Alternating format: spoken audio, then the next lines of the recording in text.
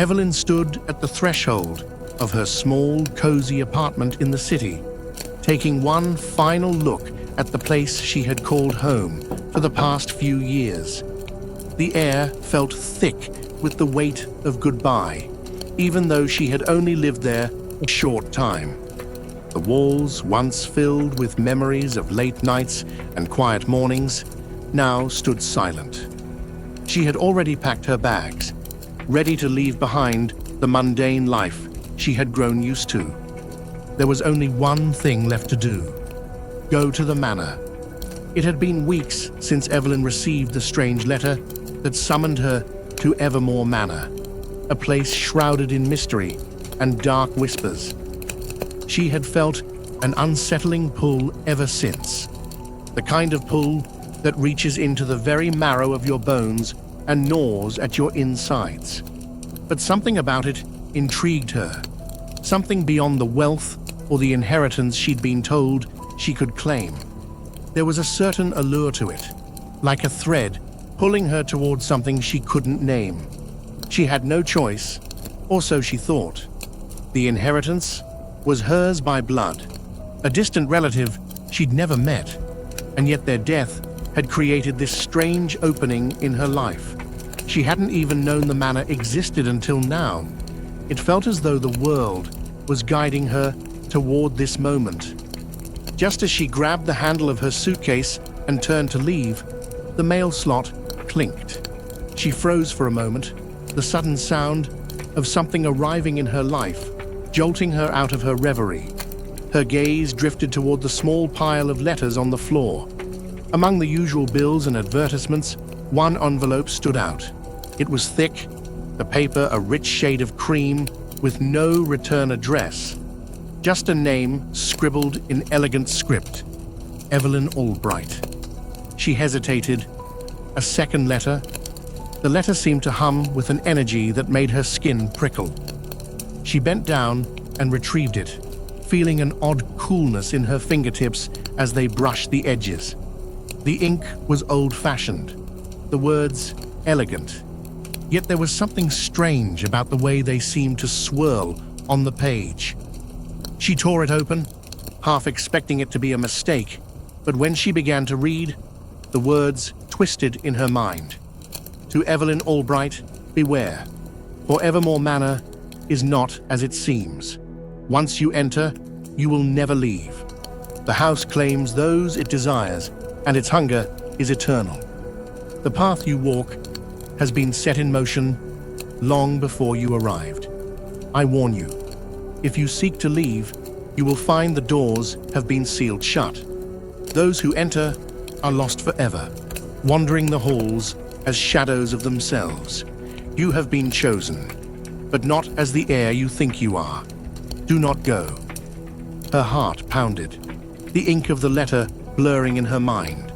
The warning was so ominous, too specific, as though the writer knew exactly what she was about to do. A shiver crawled up her spine, but the lingering temptation of the manor's mysteries tugged her forward. She couldn't explain it, but there was something about the letter, something that felt true, absurd, she whispered aloud, though her voice trembled. She folded the letter and stuffed it into her coat pocket, a strange tightness in her chest. She looked around at her apartment one last time. The idea of turning back now felt preposterous. It had already begun. She couldn't stop it, not now. With a deep breath, Evelyn squared her shoulders. Evermore Manor. The journey to the manor felt longer than it should have.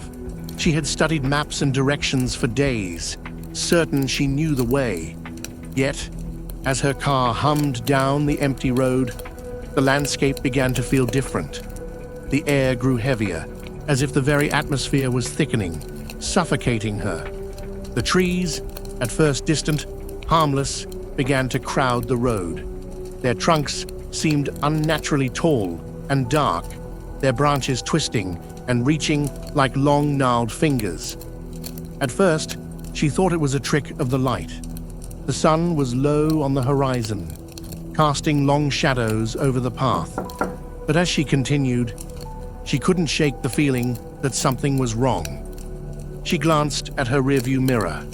The road behind her was gone, replaced by dense forest, as though the landscape itself had shifted while she wasn't looking.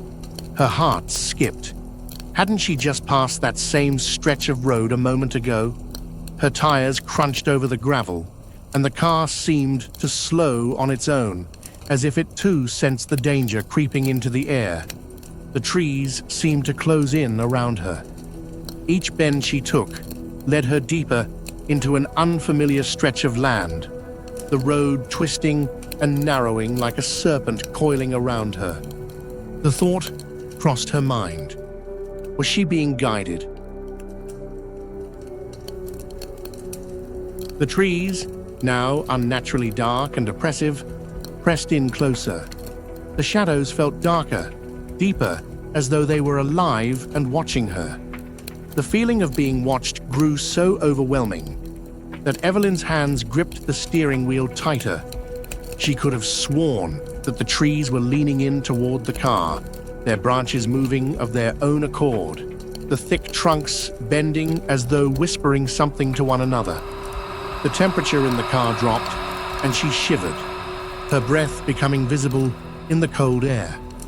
The road curved sharply, and before her, the manor appeared, its massive silhouette looming at the top of the hill, like an old beast rising from the ground.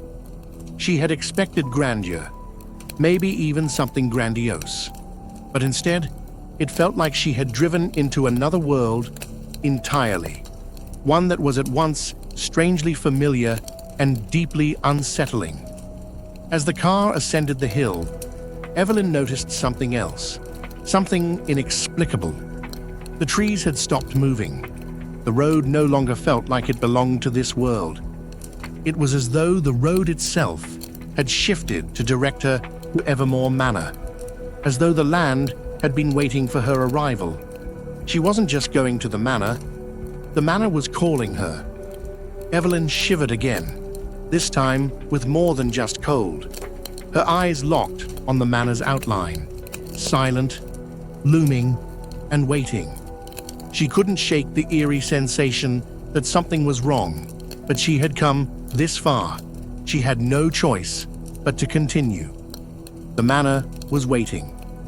The car's tires crunched to a halt as Evelyn arrived at the front gates of Evermore Manor.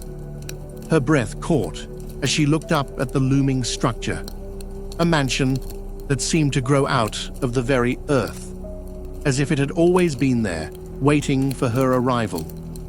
Its jagged silhouette was softened only by the darkening twilight sky, casting long, distorted shadows across the manicured grounds. For a moment, Evelyn felt her pulse quicken. She could feel the weight of the house pressing down on her, as though it was aware of her, watching her even before she stepped inside. But she shook the feeling off. She was here for answers, for her inheritance, for closure. She had no time for superstition. The front door of the manor opened slowly as she approached, revealing a tall, slender man standing in the doorway. His face was pale, his features sharp and calculating. His eyes, a dull shade of gray, seemed to pierce through her, though his expression remained neutral, almost too neutral. "Miss Albright," he said, his voice deep but smooth, like polished wood. "Welcome to Evermore Manor. I am Mr. Griffith, your guide. Please, come inside." Evelyn nodded, offering a thin smile, and stepped inside the grand foyer. The door creaked shut behind her, with an ominous finality, and the air felt cooler, heavier. The walls of the manor were adorned with old tapestries and faded portraits, their eyes seeming to follow her every move. The scent of dust and aged wood hung in the air, and the silence was thick, almost oppressive. As Mr. Griffith led her through the long hallways, explaining the manor's history and her inheritance, Evelyn couldn't shake the feeling that something was off. Every room they passed seemed to have an air of abandonment, though the place was clearly well maintained, There was an unsettling stillness to everything, as though time itself had frozen here, trapped within these walls. "Here we are," Mr. Griffith said, stopping in front of a large wooden door at the end of the hallway. "Your quarters for the duration of your stay, Miss Albright." Evelyn looked at the door, its intricate carvings worn from centuries of use. It looked as though it had not been opened in years. She felt a shiver run down her spine as she stepped inside. The room was spacious, with heavy velvet curtains drawn tight over the windows. The furnishings were ornate, though time had not been kind to them. Dust lingered in the corners, and the air had a faint, musty odor. The room felt abandoned, like a forgotten relic of the past. "Thank you, Mr. Griffith," she said, trying to sound casual, though the tightness in her chest betrayed her unease. "Of course," Mr. Griffith replied, his voice colder now. "If you need anything, just ring the bell." And with that, he left her standing alone in the dim light of the room. As the minutes ticked by, Evelyn's curiosity gnawed at her. She couldn't stay confined to her room all night. The manor had a strange energy that seemed to pull at her, calling her to explore.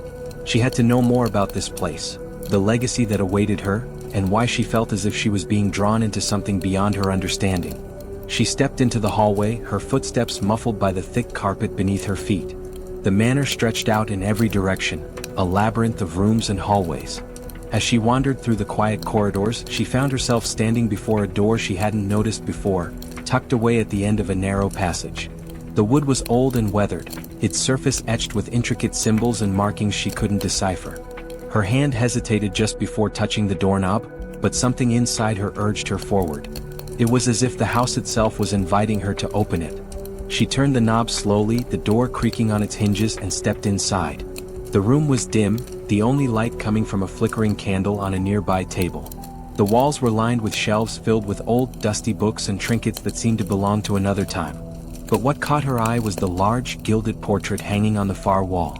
It was an old family portrait, though the faces had been deliberately scratched out, erased, leaving only the outline of the figures. The image was haunting, as though the faces had been torn away not by time, but by intent. The scratched faces seemed to mock her, their absence screaming louder than any image could. Evelyn stepped closer, drawn to the eerie artwork. She could almost feel the weight of the eyes that had once been there, staring at her from the canvas.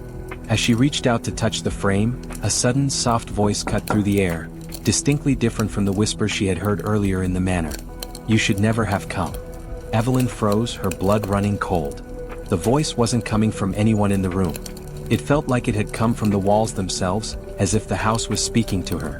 Her heart pounded in her chest, and the hairs on the back of her neck stood up.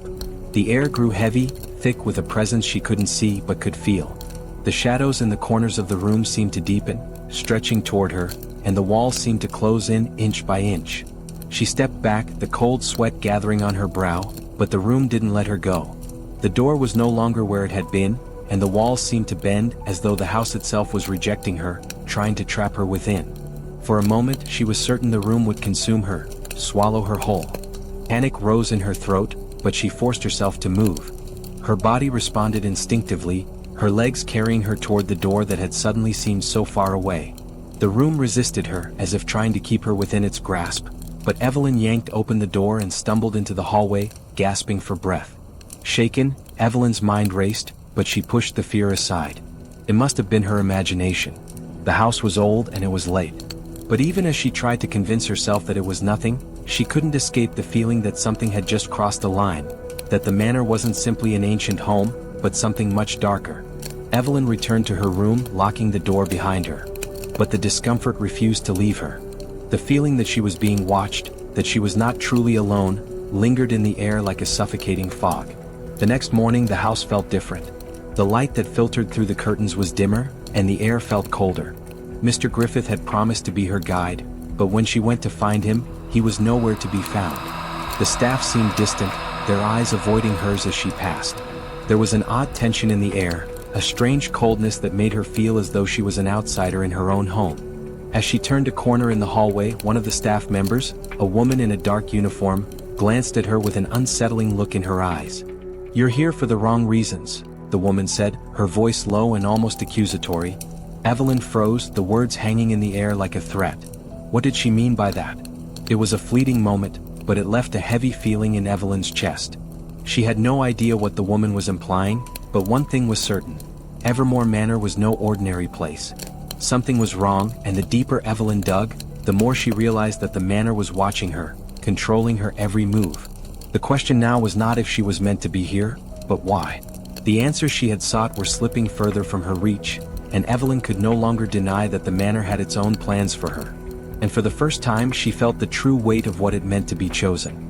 The morning after her unsettling encounter with the hidden room, Evelyn couldn't shake the feeling that Evermore Manor was more than it appeared. The house seemed to breathe, shifting around her, aware of her every movement. With her curiosity gnawing at her, she ventured to the library, a cavernous, dimly lit room lined with towering bookshelves that seemed to stretch endlessly. The scent of old paper and leather filled the air, and the silence was almost oppressive, as though the books themselves held their breath, waiting for her to disturb them. She wandered through the aisles, trailing her fingers over the spines of the books, drawn to the dust-covered shelves in the far corner. It was there that she discovered the journal. Tucked behind a stack of forgotten tomes, the leather-bound book seemed oddly out of place, as if it had been waiting for her. The journal was old, the pages yellowed and fragile, but it was in surprisingly good condition. Evelyn sat in the nearest armchair, feeling a mix of excitement and apprehension. As she opened the journal, she was immediately struck by the neat, precise handwriting on the first page.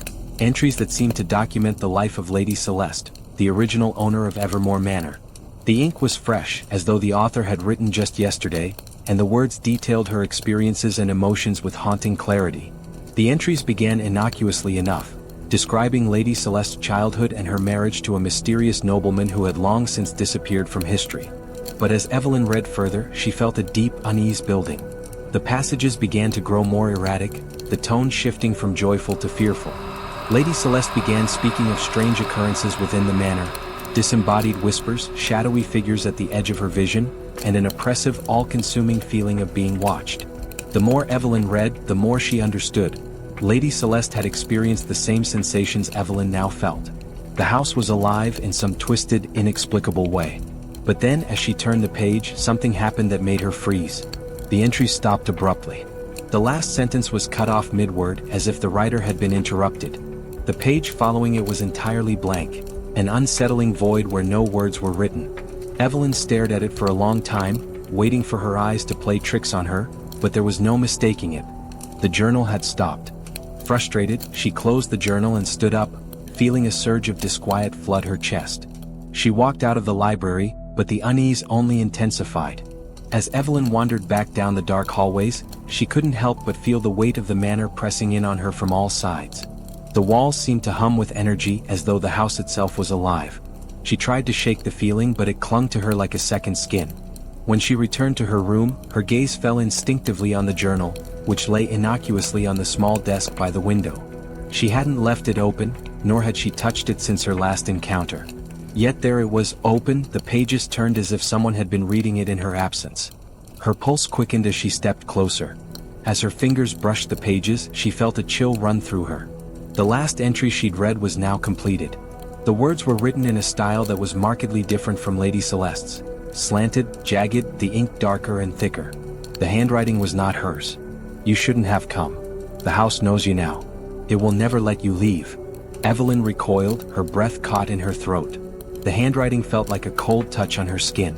She turned the page in a panic, but there was nothing more. No answers, no explanations. Just an eerie blankness that only deepened her sense of being trapped. The journal had rewritten itself, and somehow, it was now a part of her reality. The manor was aware of her movements, of her very thoughts. The sensation of being watched returned with full force.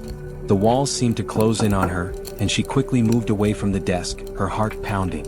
But she couldn't shake the sense that the book was pulling her back in, beckoning her to delve deeper. As the hours passed, Evelyn found it harder to ignore the whispers that seemed to echo throughout the house. At first, they were soft murmurs at the edges of her hearing, indistinguishable from the creaks and groans of the old house settling. But as the night wore on, the whispers grew louder, more distinct, clearer. They came from nowhere, wrapping themselves around her, pulling her attention in every direction. She stood up from the desk and wandered out into the hallway, driven by an unknown force. The whispers followed her, growing in intensity as though they were speaking directly to her. Evelyn. Her name. Her name. Suddenly, the air in the hallway grew colder, and a strange pressure built in her chest. Evelyn's breath came out in short gasps as the shadows seemed to stretch unnaturally around her, pulling at her from every angle. The whispers were deafening now, filling her mind, drowning her in a cacophony of voices. She stumbled forward, her mind reeling, until she found herself in front of a familiar door. The door to the room she had discovered earlier, the one with the scratched-out portrait. Before she could fully process what was happening, the door swung open of its own accord, as though the house had decided she was meant to enter. This time, when Evelyn stepped inside, everything was different. The room had transformed. The air felt alive, charged with a strange energy, and the familiar dimness of the room was now replaced by brilliant sunlight streaming in through the windows. The once dusty bookshelves were now pristine, and the old, worn furniture had been replaced with fine, rich decor. The walls were lined with fresh tapestries, their colors bright and vibrant. It was as if the room had been rewound, like it was now part of a distant, past time. Evelyn's gaze flicked to the window where she saw a woman standing, Lady Celeste. Her face was the same as in the portrait, and yet it seemed more real, more alive than the images in the journal. She was looking directly at Evelyn, her eyes wide with an intensity that made Evelyn's skin crawl. Then, as if sensing something, Lady Celeste began to disappear into the ether, her form fading as if it were made of mist. Before Evelyn could react, the scene around her started to warp and distort, shifting, bending, flickering like a broken film reel. And then, in the blink of an eye, the world around her shattered. Evelyn gasped for air, feeling as though she had been ripped from one reality and thrown into another. The whispers had stopped and the air was still again. She was back in the hallway, her body trembling, sweat dampening her brow. But nothing was the same. The manor felt different now, heavier, more foreboding. Her perception of time and space had been warped. She had seen the past, had touched it, and she realized with a sinking dread that she wasn't simply in a house. She was in the middle of something far darker, far older than she could have imagined. The manor was no longer just a physical space. It had power to bend time, to break reality, to hold her within its grasp. And Evelyn understood at last that she wasn't just visiting Evermore Manor, she was part of it now. She was trapped and there would be no escape. Evelyn awoke to the sound of footsteps. At first, she thought it was just her mind playing tricks on her, but as the days dragged on in Evermore Manor, the odd noises became more frequent. Sometimes it sounded like footsteps pacing in the halls, slow and deliberate. Other times, it was the faint echo of whispers coming from behind the thick, worn walls. Each time, Evelyn found herself frozen in place, unable to decide whether the sounds were real or just the twisted workings of her increasingly fragile mind. The oppressive atmosphere of the manor was slowly eroding her sanity. She had spent the past few days wandering the house in a haze of confusion, trying to make sense of the things she had seen and experienced. There was something profoundly wrong about Evermore Manor, something that went beyond mere superstition or ghost stories. It was as if the house itself was alive, manipulating time, space, and reality to ensnare her. And the longer she stayed, the harder it became to differentiate what was real and what was a product of the manor's dark, oppressive energy. In a desperate attempt to seek some clarity, Evelyn visited the manor's library again, hoping the journal might offer answers. The thick, heavy air in the room seemed to press against her as she stood before the shelves, her hands trembling. She had no idea how long she had been reading, but the hours bled together like a dream. The journal had stopped rewriting itself, but its presence still hung over her, its unfinished pages weighing on her thoughts. It was then that she found something strange, something that hadn't been there before. A small, folded piece of paper was tucked into the back of the journal. It was written in a hurried, jagged hand, as if the author had been pressed for time. There's someone still here. Someone who knows. Don't trust the house. Don't let it take you. Look for the one who stayed. They will show you what happens next. Evelyn's heart raced as she scanned the words. Someone who stayed. Someone who had never left the manor? She needed to know more. Determined to find this elusive guest, Evelyn combed the manor, her steps echoing eerily through the vast, empty hallways. She could feel the manor's eyes on her, the cold weight of its presence pressing down with every step. The house seemed to be holding its breath, waiting for her to make a mistake. At last, in the back of the house, in a dark, almost forgotten wing, Evelyn found a door that seemed to resist her every attempt to open it. It creaked and groaned like a living thing when she pushed it open, revealing a room that felt utterly out of place. An old, dimly lit study filled with dusty books and the smell of mildew. There, in the far corner, sat a figure hunched over a table. The man was motionless, his body rigid as though frozen in time. His clothes were worn and frayed, his hair long and unkempt, as if he had been sitting there for years. Evelyn's breath caught in her throat. She had found him, the one who had never left. She approached cautiously, unsure what to expect. The man's eyes were wide open, staring blankly ahead, and his face was pale, almost waxen. But when Evelyn tried to speak to him, he didn't respond. There was no flicker of recognition, no acknowledgement of her presence. It was as if he were not truly there at all. Frustrated, Evelyn grabbed his arm and shook him gently. His body jerked in response, but his face remained still, unblinking. Suddenly, his hand twitched and began to move in jerky, uncoordinated motions, as though trying to communicate something. His fingers scratched at the table, creating frantic, chaotic lines in the dust. Evelyn watched, horrified, as he drew grotesque images, gruesome scenes of bloodshed, dismemberment, and shadowy figures standing over lifeless bodies. Evelyn recoiled. What was he trying to say? The man's hand trembled violently, and then, in a swift motion, he grabbed a nearby pencil and began to sketch something new. The image was haunting, an exact likeness of Evelyn standing in the same room, her eyes wide with terror. But there was one key difference. The Evelyn in the drawing had a vacant expression, her body frozen, her soul gone. The man's eyes met hers for the first time, and though his expression was blank, his lips trembled as if he was trying to speak. He didn't say a word, but his gaze spoke volumes. His eyes seemed to plead with her, a silent warning, as if begging her to understand. Evelyn's stomach churned as she looked at the drawings again. They showed her future, her own demise, trapped in this very manner, reduced to nothing more than a hollow shell. She was fated to become like him. Before Evelyn could comprehend the enormity of what she had seen, a cold gust of wind swept through the room, extinguishing the nearby candle and plunging them both into darkness. The man's body went rigid once more, his arm dropping limply to his side. He was once again lifeless, trapped in his own personal hell. Shaken to her core, Evelyn stumbled backward into the hallway. Her heart pounded in her chest as the weight of what she had just learned hit her. The manor was not just a place, it was a trap, a prison for those who entered, and once you were here there was no escape. She had seen the future, and it was a grim one. A future where she too would become a mere shell, unable to leave, forever part of the manor's darkness. In a desperate attempt to flee, Evelyn ran through the dark hallways, her mind racing. She needed to get out. She needed to find the door to freedom. But the moment she found what she thought was the exit, her stomach twisted with dread. The door opened to reveal the same room she had just left. Evelyn's breath caught in her throat as she stepped back, her mind refusing to accept what she was seeing. The furniture was unchanged, the walls exactly the same. The house had shifted. She was no longer in the hallway. The door she had opened was not a way out, it was a way back. The manor had reconfigured itself. Panicked, she sprinted in the opposite direction, only to find herself once again standing in front of the same door. It was the same twisted maze of hallways and rooms, constantly rearranging themselves, closing off her only means of escape. The house was alive, and it was playing with her. Her breath quickened, her pulse pounding in her ears.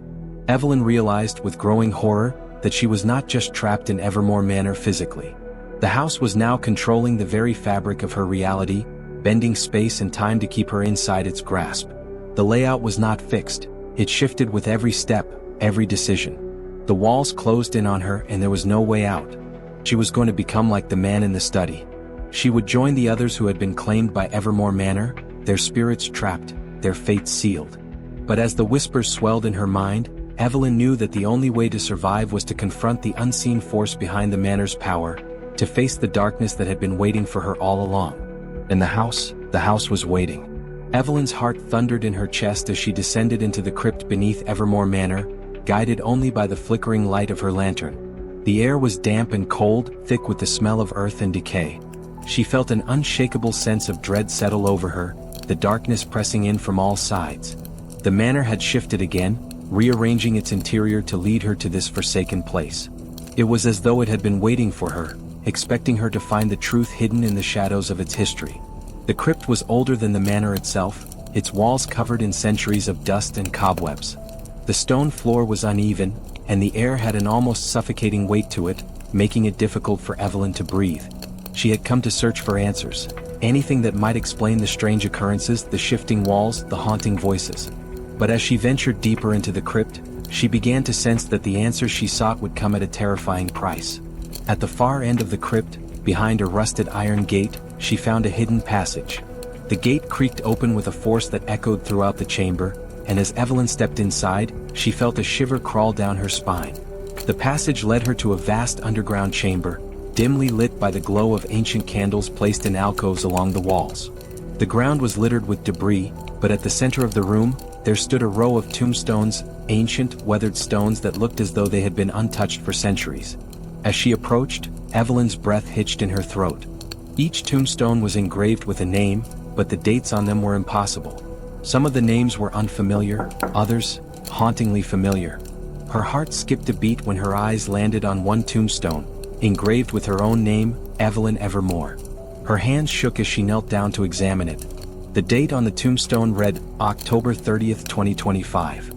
Her own death. The day she was meant to die. The realization hit her like a slap to the face. She had been drawn to the manor not by mere chance, but because of a fate that had already been written. Her bloodline, her name, had been part of this house's dark history for generations. Each of the tombstones had a final date, dates that didn't match the actual deaths of her ancestors, as if they had known their end was inevitable. The curse was not just some tale whispered in hushed tones by locals. It was real, and it was tied to her bloodline. Her existence had been woven into the very fabric of Evermore Manor. But that wasn't the most chilling part. At the far end of the row, there was a tombstone that sent a cold shiver through Evelyn's entire body. It was freshly carved, the stone still smooth and unweathered. Her breath caught in her throat as she read the name, Lady Celeste Evermore, her ancestor, the original matriarch of the cursed bloodline. And beneath the name was a date, October 30th, 2025, the same day as Evelyn's. The world around her seemed to warp and shift as Evelyn slowly stood, her head spinning. Her mind struggled to comprehend what she had just seen. The tombstones didn't lie, the manor knew her fate. And the curse didn't just extend to her. It had been passed down through generations, from ancestor to descendant, all the way back to Lady Celeste. As if on cue, the temperature in the crypt dropped. The flickering light of the lantern dimmed, and the shadows seemed to grow deeper, darker, more oppressive. Evelyn's pulse quickened as a cold, bone-chilling wind swept through the chamber. The whispers returned, louder now, like a cacophony of voices calling her name. Suddenly, the air thickened, and a shadowy figure appeared before her, Lady Celeste Evermore. The specter was translucent, her once regal appearance now faded and distorted by time. Her long, dark hair floated around her like a shroud, and her eyes were hollow, empty sockets. She gazed at Evelyn with a knowing, sorrowful look, as though the weight of centuries had settled on her spirit. "You should not have come," Lady Celeste's voice echoed through the crypt, low and mournful, as if it carried the sorrow of generations. "The manor has been waiting for you." Evelyn stumbled back, her breath catching in her throat. "What is this? Why is this happening? Why me?" Lady Celeste's spirit extended a hand, her fingers trailing through the air like the whisper of a forgotten memory. "You are the heir, Evelyn. The true heir to this curse. The manor never wanted my bloodline to end. It needed you, needed your bloodline to carry the darkness forward." The words hit Evelyn like a blow to the chest. She had known something was off about her connection to the manor, but she had never imagined that it was so deep, so insidious. She had been brought here, chosen by the house itself. "The manor, it brought me here?" Evelyn whispered, the weight of the revelation suffocating her. Lady Celeste nodded. "The curse does not end with my death. It was never meant to. It seeks new blood, new heirs. I thought I could end it by leaving, by breaking the line, but I was wrong. It found you, my descendant, and it will continue even after you. I failed, and you will fail too." Evelyn's heart raced, her thoughts spinning wildly. "But there must be something I can do. I have to stop it. There has to be a way." Lady Celeste's face twisted in grief. "You can break the curse, yes. You can break it, but only for yourself. The manor will just find another heir. It will always find another." The truth slammed into Evelyn with full force. The manor wasn't simply a house. It was a malevolent entity, a force of darkness that devoured souls, trapping them within its walls for eternity. And it would continue its cycle, regardless of how many heirs died, until it had claimed them all. The whispers grew louder, as though the manor itself was mourning its lost prey. Lady Celeste's figure began to fade, her voice growing softer as the darkness closed in. You can't escape your fate, Evelyn. It's already written. The cold wind intensified, and with a final heart-wrenching look, Lady Celeste disappeared, leaving Evelyn alone in the crypt, her heart heavy with the weight of the curse. But Evelyn wasn't ready to give up yet. The manor had claimed so many, but it had never faced someone like her. If breaking the curse meant sacrificing herself, she would. But as Lady Celeste had warned, the manor would just find another. The cycle would never end. And Evelyn would never truly be free. Evelyn knew what had to be done. The crypt beneath Evermore Manor now felt like her own tomb, suffocating and cold. The grim words of Lady Celeste echoed relentlessly in her mind. The manor will just find another heir. Evelyn understood now the true horror of Evermore Manor's curse. It was a living parasite, feeding off her family's bloodline, ensuring its own survival through the endless torment of souls. But she would not surrender without fighting. She had discovered an ancient book in the library, buried beneath stacks of forgotten tomes. A book that described rituals, ceremonies, and dark rites powerful enough to break bonds forged by blood and darkness. Though the text was nearly illegible, Evelyn studied the symbols and chants meticulously, clinging to this slim chance at freedom. She chose a chamber at the heart of the manor, a circular room draped in dark velvet curtains, furnished only by a massive antique mirror that dominated one wall.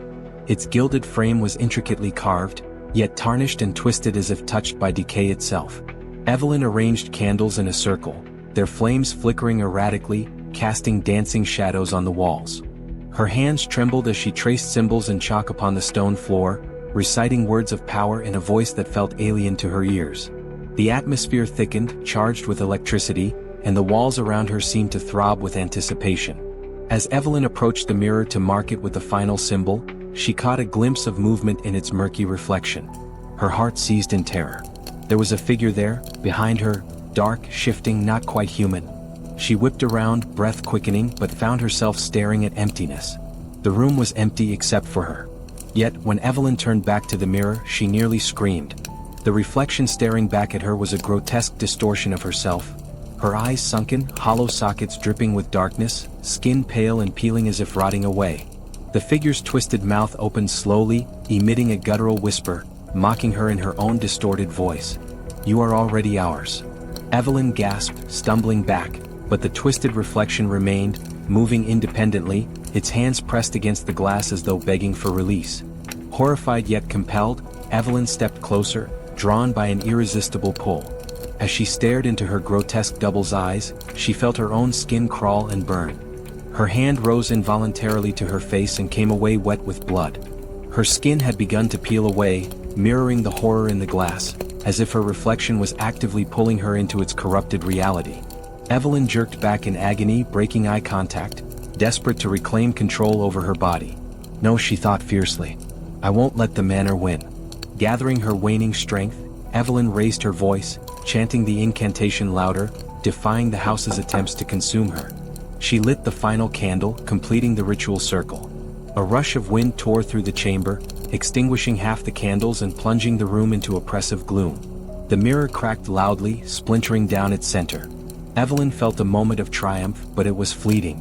From the darkness emerged shadows, figures coalescing from smoke and mist, the spirits of those who had come before.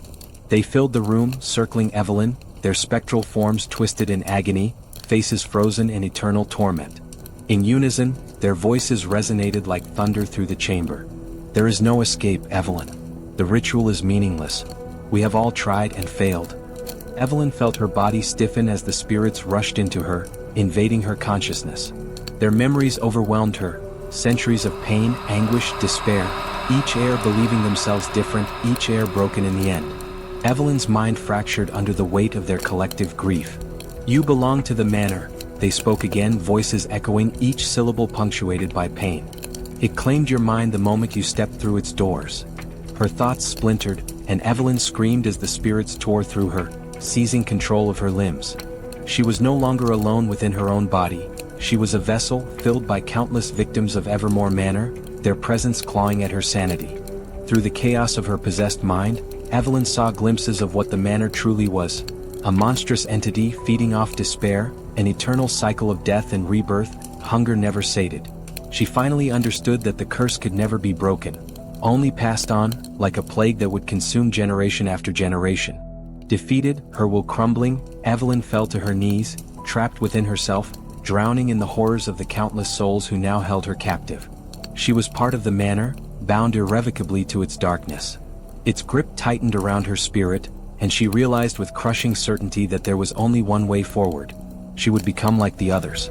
Another whispering voice, another lost soul within Evermore Manor's walls. A part of her mind rebelled against the inevitable, fighting desperately for a glimmer of hope. Yet deep within her fractured consciousness, Evelyn knew that this was the price of freedom the manor demanded, the surrender of her very soul. And as the darkness enveloped her completely, Evelyn knew the manor's hunger would never be quenched. It would always thirst for more. She had been consumed. And Evermore Manor had won. Evelyn knelt, broken and gasping, at the center of the circle, the flames of the remaining candles flickering weakly around her. The spirits inside her mind had receded into a restless silence, leaving only a dark, oppressive emptiness. Every inch of her body screamed with exhaustion, yet she knew she had one final chance, one last desperate effort to defy the manor. She raised trembling hands toward the cracked mirror, whispering the ancient incantation, the words feeling alien as they left her lips. Her voice shook with desperation, each syllable carrying the weight of her shattered hope. As the chant reached its climax, she closed her eyes tightly, bracing herself for whatever fate awaited her. But something was wrong. Instead of dissipating, the energy surged violently, throwing Evelyn backward. Her spine slammed against the cold stone wall, the impact sending bursts of pain through her body. She opened her eyes to a horrifying sight. The walls of Evermore Manor were pulsating, alive with a grotesque rhythm. Wood warped and splintered, morphing into twisted, gnarled limbs. Wallpaper peeled away in thick strips, revealing a fleshy, pulsating mass beneath. The house was changing, transforming into something monstrous, something hungry. A sickening groan erupted from deep within the manor's foundation, echoing through the room, vibrating through her bones. Evelyn stumbled to her feet, but the floor beneath her buckled and shifted, twisting like living tissue. Her heart raced, panic seizing her chest. The manor had deceived her. Her ritual, intended to break the curse, had only made it stronger. Evermore Manor fed off her desperation, consuming her hope and fear, growing more powerful by the moment. Its sinister intent was clear now. It never meant to release her. It intended to absorb her completely. Suddenly, a dark force surged upward from the cracked mirror, filling the room with a thick, choking fog. Evelyn's skin burned as if touched by acid, and she felt the horrific presence of the manor itself invading her mind, tearing away the last threads of her sanity. "You are mine," the manor hissed, a distorted chorus of voices ringing through her skull.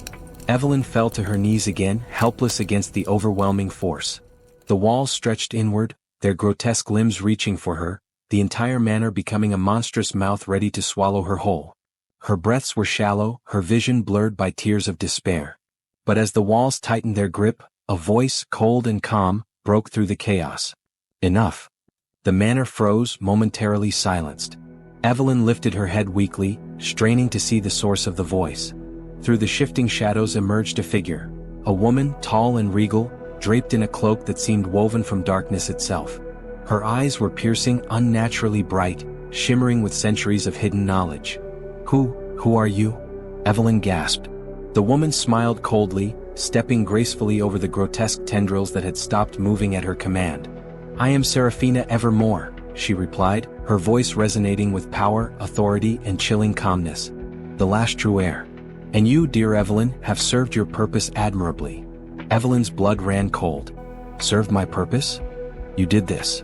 Seraphina approached slowly, her eyes reflecting a dark amusement. "Of course. I've been watching you, guiding you from the shadows. Every whisper, every nightmare, every flicker in the mirror. It was always me, ensuring you reached this very moment." The manor seemed to recoil from Seraphina's presence, the twisted walls retreating slightly, bowing before her. The house recognized her authority. Evelyn stared, her heart hammering painfully. "But why?" Seraphina knelt before Evelyn, her expression softening, yet her gaze remained predatory. "Because your sacrifice has awakened what centuries of this manor's suffering could not. You've unleashed a force much older and more powerful than mere ghosts, a darkness sealed away by Celeste herself long ago.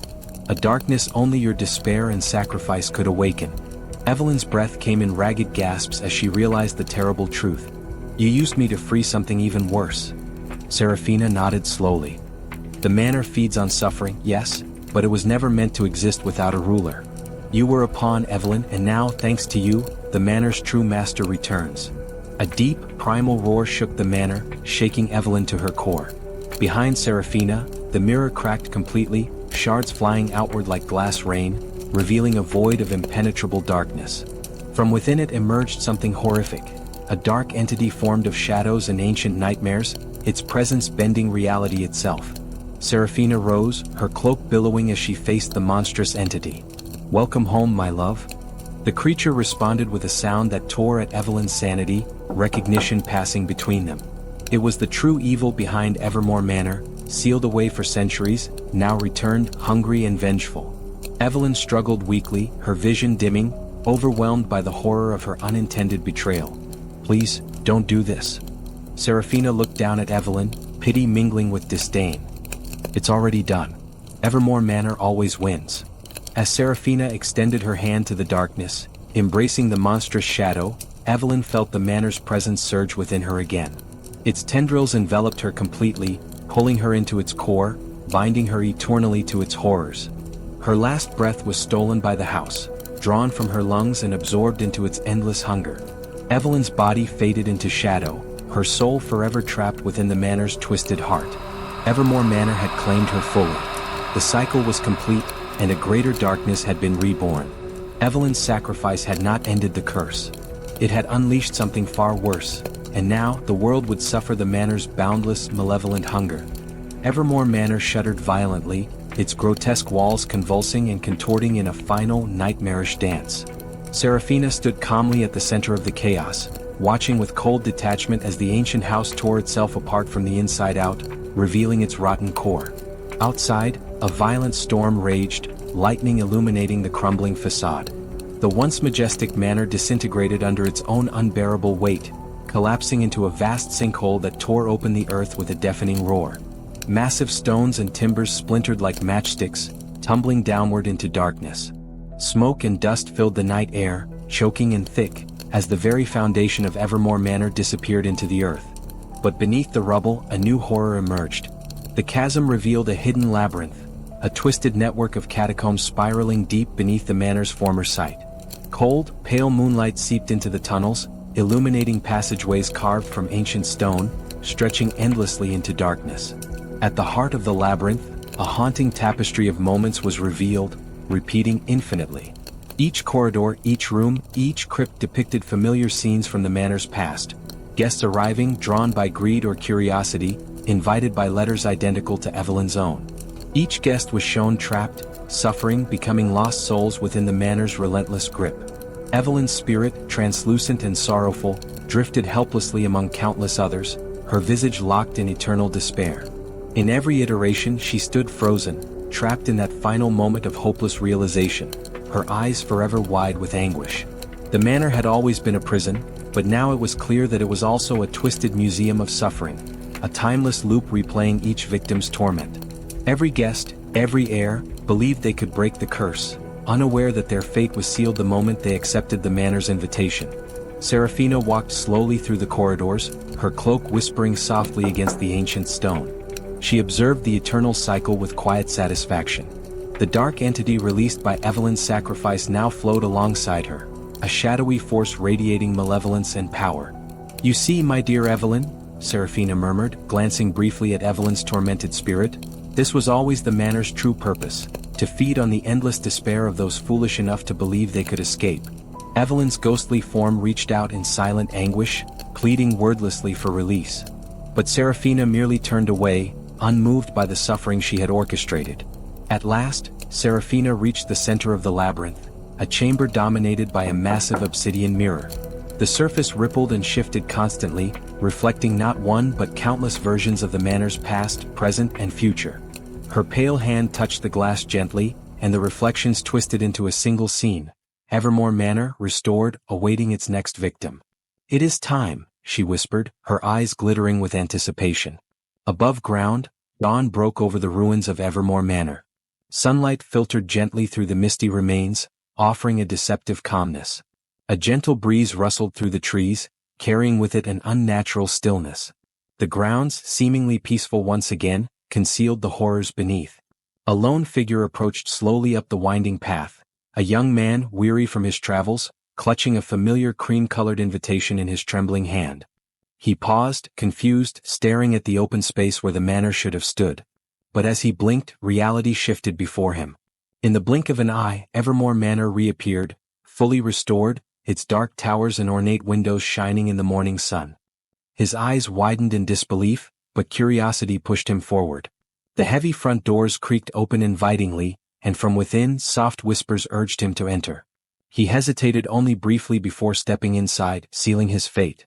Far beneath the surface, Evelyn's spirit watched the mirror shift once more, witnessing this new arrival. She tried to scream, tried to warn him, but no sound emerged. Her suffering, her warnings, unheard, unseen, powerless. Seraphina's voice echoed softly through the catacombs. Another arrives, Evelyn.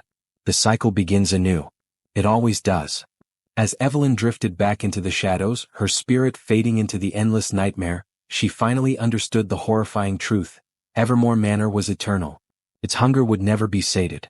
It thrived not on endings but on beginnings, each victim's fresh hope feeding the manor's ancient evil. Back at the surface, the heavy doors swung shut behind the young man with a definitive, haunting thud. The manor stood quietly, patiently, eagerly awaiting its next feast. The cycle had begun again. And as Evermore Manor took its next breath, the whispers resumed, growing louder, deeper, until they filled every corner, every crevice, echoing endlessly. Welcome home.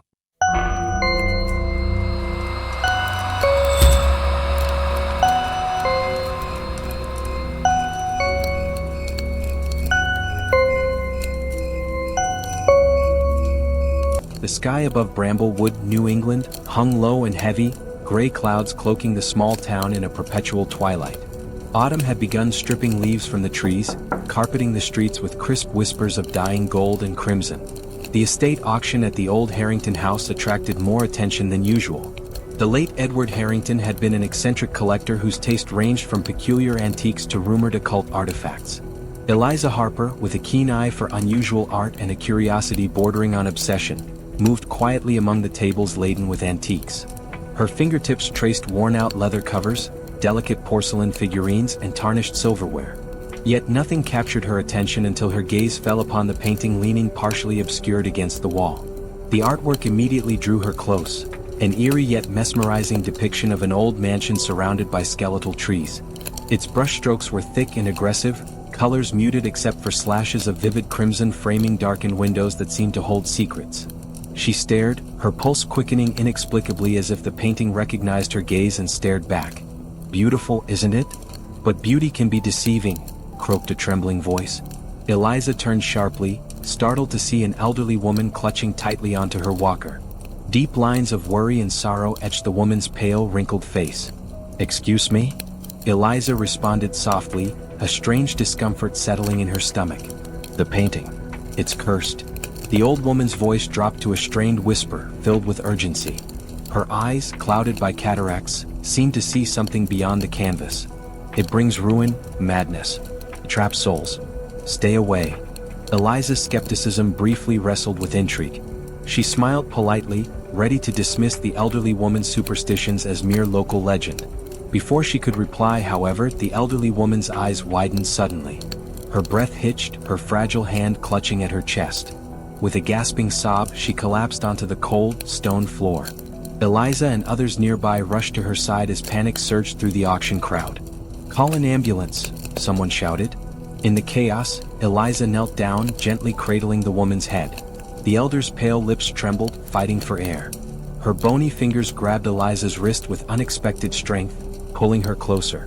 "It chose you long ago," she rasped, a chilling conviction in her fading voice. Then her grip loosened, her eyes dimming, staring blankly into a distance beyond mortal sight. Eliza sat frozen, heart pounding violently in her chest, the woman's cryptic words echoing ominously in her mind. Paramedics soon pushed through the crowd, quickly taking over. Shaken, Eliza retreated, her eyes involuntarily returning to the painting. Its sinister allure now intensified, shadows within its darkened windows seeming deeper, more foreboding than before. Minutes later, despite, or perhaps because of, the unsettling event, Eliza found herself bidding on the painting. An uncontrollable urge compelled her, drowning out the whispers of doubt and caution murmured among the townspeople. When the gavel finally struck down, declaring her the painting's new owner, Eliza felt both victorious and strangely vulnerable, as though she had crossed an invisible threshold from curiosity into something far darker. As the painting was carefully wrapped and handed to her, Eliza Harper could not shake the feeling that in truth, she was the one being claimed. Her heart heavy with unspoken dread, she walked into the cold autumn evening, unaware that the legacy of terror had quietly begun to unfold. In the days following the auction, an uneasy quiet settled over Eliza's life. The painting, now prominently displayed in her living room, dominated her home with an oppressive presence. Each passing glance toward the canvas intensified her growing unease, as subtle shifts in its imagery became undeniable. The mansion's windows seemed darker, its silhouette increasingly oppressive, and the crimson hues subtly but unmistakably spread like veins through the landscape. Determined to rationalize her fears, Eliza invited her best friend Daniel, a historian fascinated by local folklore, over for dinner. Daniel had an extensive knowledge of Bramblewood's darker past, and Eliza hoped he could provide a logical explanation for the unsettling occurrences around her. "It's incredible," Daniel remarked, standing close to the painting, inspecting it carefully through his thick glasses. "It looks authentic early 20th century. But there's something disturbing." "More than you know," Eliza muttered, sipping her wine nervously. She hesitated before continuing. "Have you ever heard of this mansion?" Daniel nodded slowly, eyes wide with recognition. "Actually, yes. It burned down mysteriously in 1923. No bodies were ever found, but rumors suggest the artist who painted it descended into madness, convinced his work trapped souls. Most dismiss it as superstition, of course." Eliza shivered, the painting's silent presence now feeling like a living entity in the room. "Ever since bringing it home, strange things have been happening. Dreams, whispers, things moving in the corners of my vision." Daniel frowned, clearly concerned. "Maybe you're just tired, Eliza. Stress can." "It's more than stress," she interrupted, voice trembling. "Last night, the mansion's windows glowed red. I swear they did." Daniel opened his mouth, perhaps to reassure her, but he paused, uncertainty flickering in his eyes. "Let me research more into its history," he finally offered, gently squeezing her shoulder. "We'll figure it out together." That night, unable to shake the feeling of dread, Eliza struggled to sleep. When exhaustion eventually overcame her, vivid nightmares pulled her into their grasp. She wandered aimlessly through dimly lit hallways identical to those depicted in the painting, her feet gliding silently across splintered wooden floors slick with blood. Suddenly jolted awake, gasping for air, she found herself not in bed, but standing barefoot outside her home, shivering in the frigid air. Moonlight illuminated her trembling hand gripping a paintbrush, its bristles thickly coated in fresh, dripping blood. Her heart thundered, panic consuming her as she dropped the brush to the ground. "What have I done?" she whispered, eyes wide with horror. Eliza scanned the darkened surroundings, but no explanation revealed itself. The night felt suffocatingly silent, yet she sensed unseen eyes upon her, watching from the shadows. Racing inside, she locked every door behind her, fingers trembling violently. Unable to calm herself, she approached the painting, heart pounding. Her stomach churned when she saw a faint new detail. A tiny, barely visible figure, barefoot and frightened, standing just outside the mansion's entrance. Her breath caught in her throat as she recognized her own terrified face staring out from within the canvas, unmistakably captured in paint. Paralyzed by fear and confusion, Eliza knew she was losing control, slowly being drawn into the cursed world within the frame. As dawn broke, she realized the truth was far worse than she'd imagined. She was not merely observing the curse. She had become part of it. Haunted by the terrifying events and desperate for answers, Eliza and Daniel sought out Olivia Chambers, a known descendant of the mansion's original owner. Olivia, living in a secluded Victorian home on the outskirts of Bramblewood, was rumored to be the keeper of unsettling family secrets linked directly to the cursed painting. Their meeting was arranged quickly, driven by urgency. Olivia welcomed them into a dimly lit parlor filled with antique furniture draped in faded velvet and heavy silk curtains drawn shut, allowing only slivers of daylight inside. Portraits of stern ancestors stared down from ornate frames, their gazes silently judgmental. Olivia, though elderly, moved with a confident grace. Her piercing eyes immediately fixed upon Eliza, scrutinizing her intensely. "You resemble her," Olivia murmured cryptically, her voice steady but tinged with bitterness. "Who?" Eliza questioned cautiously. "The woman who betrayed him," Olivia replied, bitterness deepening. "The painter Jonathan Whitmore. She was his muse, and his downfall." Daniel, ever analytical, leaned forward curiously. "Betrayed him how?" Olivia's gaze hardened. "She led him to madness, convinced him she loved him, then abandoned him, condemning him to despair. His anguish bled into his paintings, turning them into vessels of torment." Eliza swallowed, her throat dry. "Is that why the painting affects me?" "It affects you because you are her reincarnation," Olivia declared, voice suddenly harsh, eyes flashing dangerously. "You bear her sins." Before Eliza could process the accusation, Olivia lunged toward her, eyes wild with uncontrollable fury, her fingers clawing violently. "You must pay for what you've done." Eliza stumbled backward, heart racing, narrowly avoiding Olivia's frantic assault. Daniel sprang from his seat, attempting to restrain the possessed woman, but Olivia twisted free, knocking a table and sending the cursed painting crashing to the floor. Olivia stumbled, losing her balance, and fell heavily onto the canvas. A sickening silence filled the room as Eliza and Daniel stared in disbelief. Beneath Olivia's prone body, the canvas began absorbing the spreading pool of blood, the crimson liquid vanishing mysteriously into the painting. Horrified, Eliza felt an overwhelming dread as Olivia's lifeless face, now devoid of anger, seemed almost serene, forever bound to the artwork's cursed legacy. "It's true," Daniel whispered in horror. "This painting truly consumes souls." Eliza shivered violently, understanding now the deadly truth. Her life and sanity hung in precarious balance, intertwined inescapably with Jonathan Whitehorse's dark creation.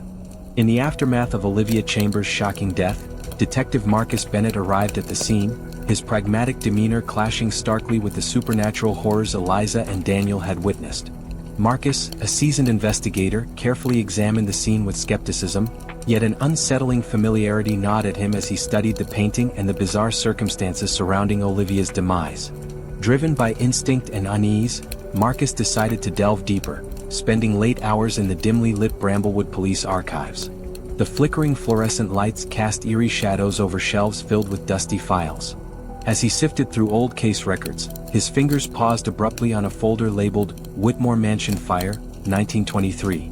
A shiver ran down his spine as he carefully opened the yellowed folder, revealing faded photographs, witness testimonies, and an official investigation summary. Marcus's pulse quickened when he recognized the name at the bottom of the report, Detective Henry Bennett, his own grandfather. The typewritten notes detailed Detective Bennett's suspicion of foul play linked directly to the mansion's reclusive owner, Jonathan Whitmore, who had inexplicably vanished the night of the blaze. Confused and disturbed, Marcus flipped further, discovering handwritten notes by his grandfather, growing increasingly frantic and fragmented. Paintings alive. Whitmore's madness spreading. "I feel watched, followed. I see faces everywhere." Marcus's stomach twisted painfully as he read the final chilling entry. "It shows our bloodline. It won't stop until it claims us all." The room seemed to shrink around Marcus, air suddenly suffocating. Memories of his grandfather's unexplained death shortly after the fire flooded back. A tragic, unresolved event shrouded in secrecy and family shame. Until now, Marcus had dismissed the whispers about madness and curses as mere superstition. Yet, faced with undeniable evidence, he realized he had become an unwilling participant in a horrific legacy. His heart pounding, Marcus rushed from the archives, desperate to warn Eliza and Daniel. But as he stepped out into the silent, shadow-filled streets, paranoia seeped into his consciousness. Every shadow seemed to watch, every whispering breeze carried sinister murmurs from the past. Marcus knew then that the nightmare he'd inherited had only just begun, and escaping it might be impossible.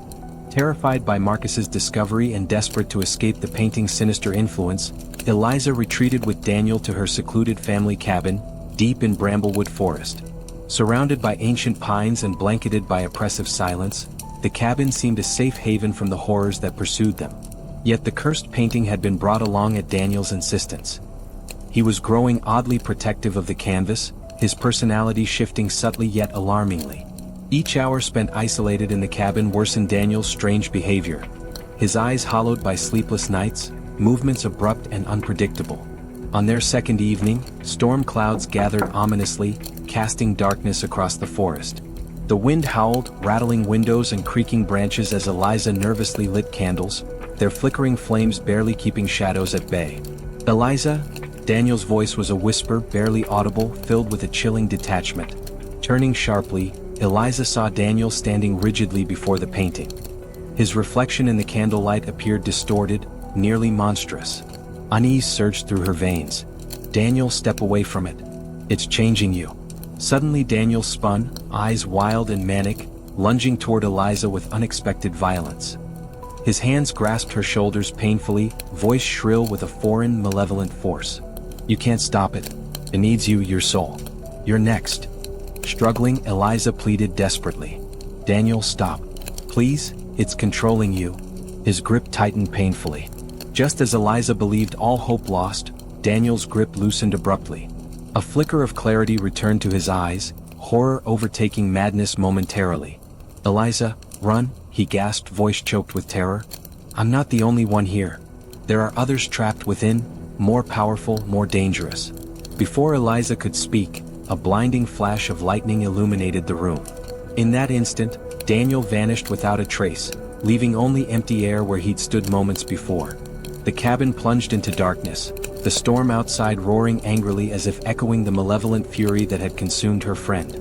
Paralyzed with dread, Eliza stood alone, heart thundering in her chest, her mind fracturing under the weight of what she'd witnessed. Reality crumbled around her as she understood the horrifying truth. She was utterly alone, trapped in a waking nightmare with no clear escape. Driven by desperation and the haunting echoes of Daniel's final words, Eliza ventured through the dense, shadowed forest, guided only by intuition and lingering dread. After hours of wandering, she stumbled upon the ruined foundations of the Whitmore mansion, barely visible beneath years of unchecked growth and decay. Twisted vines crept across blackened stones, and remnants of charred timber protruded from the earth like skeletal remains.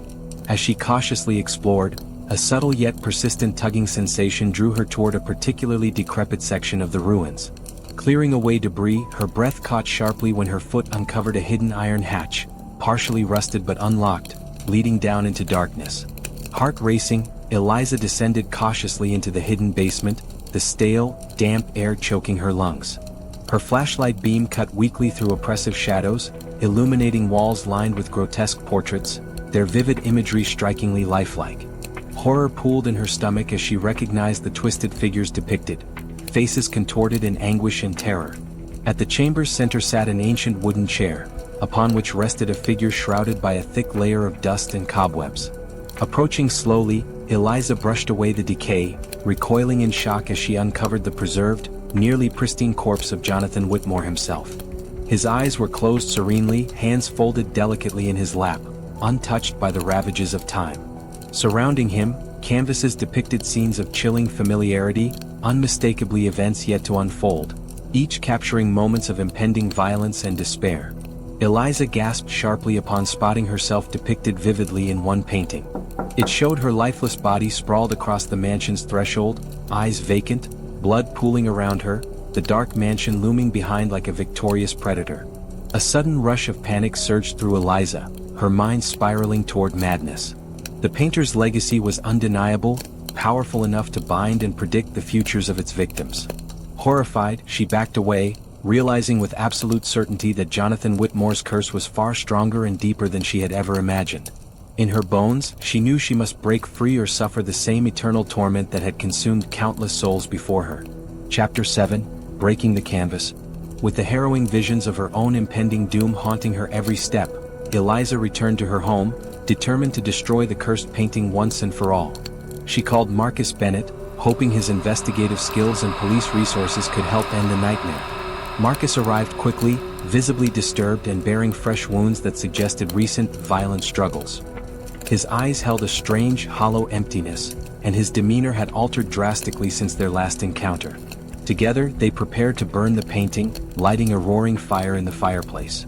Yet as Eliza approached the canvas, Marcus unexpectedly seized her wrist in a painfully tight grip, his expression shifting instantly from support to aggression. "You can't destroy it, Eliza," Marcus hissed, voice distorted, filled with chilling menace. "This curse was never meant to end. It must continue, it demands you." Horror-stricken, Eliza struggled, realizing the terrible truth. Marcus had become possessed, corrupted by the same sinister force that consumed Daniel and countless others. His eyes burned with malicious intensity, mirroring the painting's malevolent aura. "You don't understand." Eliza cried desperately, fighting to free herself. "This has to end, Marcus. We can't let it claim anyone else." Marcus lunged violently, knocking her to the ground. The painting landed beside her, its image shifting horrifically, scenes within becoming fluid, violent, and alive, reaching out as if eager to claim her soul. Summoning her last reserves of courage and strength, Eliza pushed Marcus back, her heart breaking with every blow exchanged. Their desperate struggle escalated, the painting growing more powerful, radiating an almost tangible hatred. With Marcus momentarily stunned, Eliza grabbed the canvas and hurled it into the blazing fireplace. The painting erupted violently into unnatural flames, an agonized wail echoing from within its depths. Marcus fell to his knees, writhing as though in agony, then collapsed motionless, freed from the malevolent force. As the fire consumed the painting, Eliza slumped exhausted, bruised physically and emotionally, praying desperately she had finally ended the curse. But a lingering dread whispered deep within. This nightmare might never truly release her. Months passed since the harrowing night Eliza had destroyed the cursed painting, yet its chilling memories lingered, haunting her every moment. The nightmares had faded but never entirely ceased, leaving her perpetually anxious and wary. Life had become a delicate balancing act between the shadows of trauma and the fragile hope of healing. Seeking distraction, Eliza reluctantly attended an exclusive art exhibition in a prestigious gallery downtown, hoping the bright lights and bustling patrons might push away her lingering dread. Yet, as she moved slowly through the displays, an uncomfortable familiarity began to tug at her consciousness, quickening her pulse. At the far end of the hall stood a crowd clustered around a particularly captivating piece. Curiosity drew her closer, even as unease twisted in her stomach. Her heart stopped as the canvas came into view. It was unmistakably another creation from Jonathan Whitmore. This new painting depicted a sinister scene, the haunting image of Daniel's tortured soul trapped within the canvas, eyes wide with eternal terror. Next to him stood Marcus, inexplicably restored, his face twisted into an unsettling smile. Beside Marcus was an unmistakably empty space, a chilling void that seemed explicitly reserved for her. Eliza stumbled backward, overwhelmed by nauseating terror. Her vision blurred momentarily, head spinning as reality crashed cruelly around her.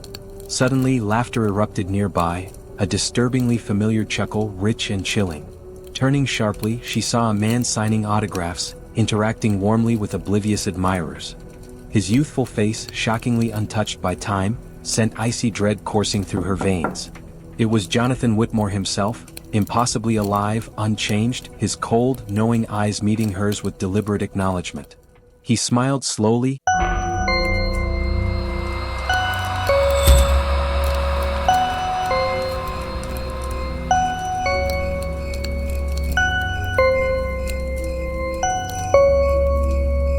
Hannah stepped out of her car, the tires crunching on the gravel as she took in the sight of the old house. The mansion loomed before her like a creature from a forgotten era, its weathered stone walls whispering secrets in the wind. The tall, iron gates creaked as they swayed open, inviting her into its shadowed embrace. She had inherited the house from a distant aunt, a woman she barely remembered. The will had come as a surprise, just like the house itself.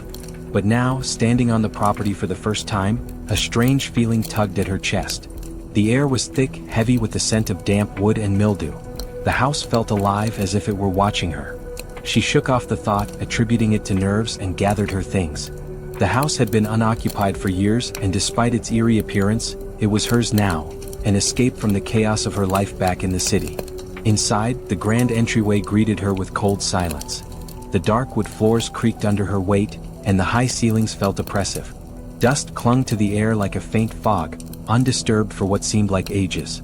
The walls were adorned with fading portraits of stern-faced ancestors, their eyes following her every movement. Her aunt had always been a mystery to her, aloof, secretive, but now that she was here, Hannah felt an odd connection, a pull toward the house as if it were calling her. She wandered further inside, noting the elaborate moldings and the stained glass windows that cast odd, multicolored shadows on the floor. The house was beautiful in its decay, a relic of another time, and yet it felt wrong, like a place out of a forgotten dream. The attic was where she found it, hidden beneath a mound of old blankets and trunks. A small velvet pouch, its edges worn with age, almost as if it had been forgotten for centuries. Her fingers trembled as she untied the strings, revealing a delicate piece of jewelry, a tarnished silver locket, its surface covered in intricate engravings. There was something almost familiar about it. As she touched the cold metal, a sharp, sudden sensation shot through her. Her vision blurred, and for a split second she was no longer in the attic. She was somewhere else, somewhere dark, damp, and confined. She could hear muffled cries and the soft scratching of something heavy against the ground. Then, as quickly as it had come, the vision faded. She blinked and gasped, her heart pounding in her chest. The attic was still around her, silent and empty, the air thick with dust. She shook her head, trying to dismiss the moment as nothing more than an overactive imagination. But the feeling remained, a sense of déjà vu, like she had been here before. She placed the locket back into the pouch and tucked it into her pocket, unsure why it felt so important, so tied to her in some inexplicable way. That night, as she prepared for bed, the house seemed to grow colder. The wind howled outside, rattling the windows, and shadows danced on the walls. Hannah tried to shake off the sense of unease creeping into her thoughts, but the feeling clung to her. She lay in the large, unfamiliar bed, staring up at the ceiling, trying to get comfortable in a place that didn't feel like home. As she closed her eyes, the silence was broken by a soft sound, the sound of footsteps. It was faint, barely perceptible, but it echoed through the hall outside her room. She sat up quickly, her heart racing. Was someone else in the house? She opened the door cautiously, the wood creaking under her hand. The hallway stretched out before her, long and shadowed, the faintest hint of movement at the far end. But when she stepped out, the hallway was empty. The footsteps had stopped. Had she imagined it? No. She knew what she'd heard. She returned to her room, locking the door behind her, but sleep was elusive. Her mind raced with thoughts of the house, its strange history, the feeling of being watched, and the memory of the locket's eerie sensation. She felt trapped, as if the house had already begun to claim her. That night, she dreamt of the woman, the one whose face she could barely remember from the locket. The woman stood in a room bathed in a sickly yellow light. Her clothes were old-fashioned, her face pale and gaunt, but it was her eyes that drew Hannah in, eyes that seemed to be calling out to her, desperate, frantic. The woman's lips moved, but no sound came out. Instead, a whispering voice echoed in Hannah's mind, though the words were fragmented, incoherent. Run, it will take you, trapped, don't. Hannah tried to move closer, to understand, but the dream warped and twisted. The woman began to disappear, her form dissolving into the air like smoke. Hannah reached out, but her fingers grasped nothing but empty space. The house around her seemed to close in, the walls pressing inward, suffocating her. Suddenly, Hannah awoke, gasping for breath, drenched in sweat. The room was dark, the only sound the distant howl of the wind. But there was something else, something subtle, she felt it. A presence.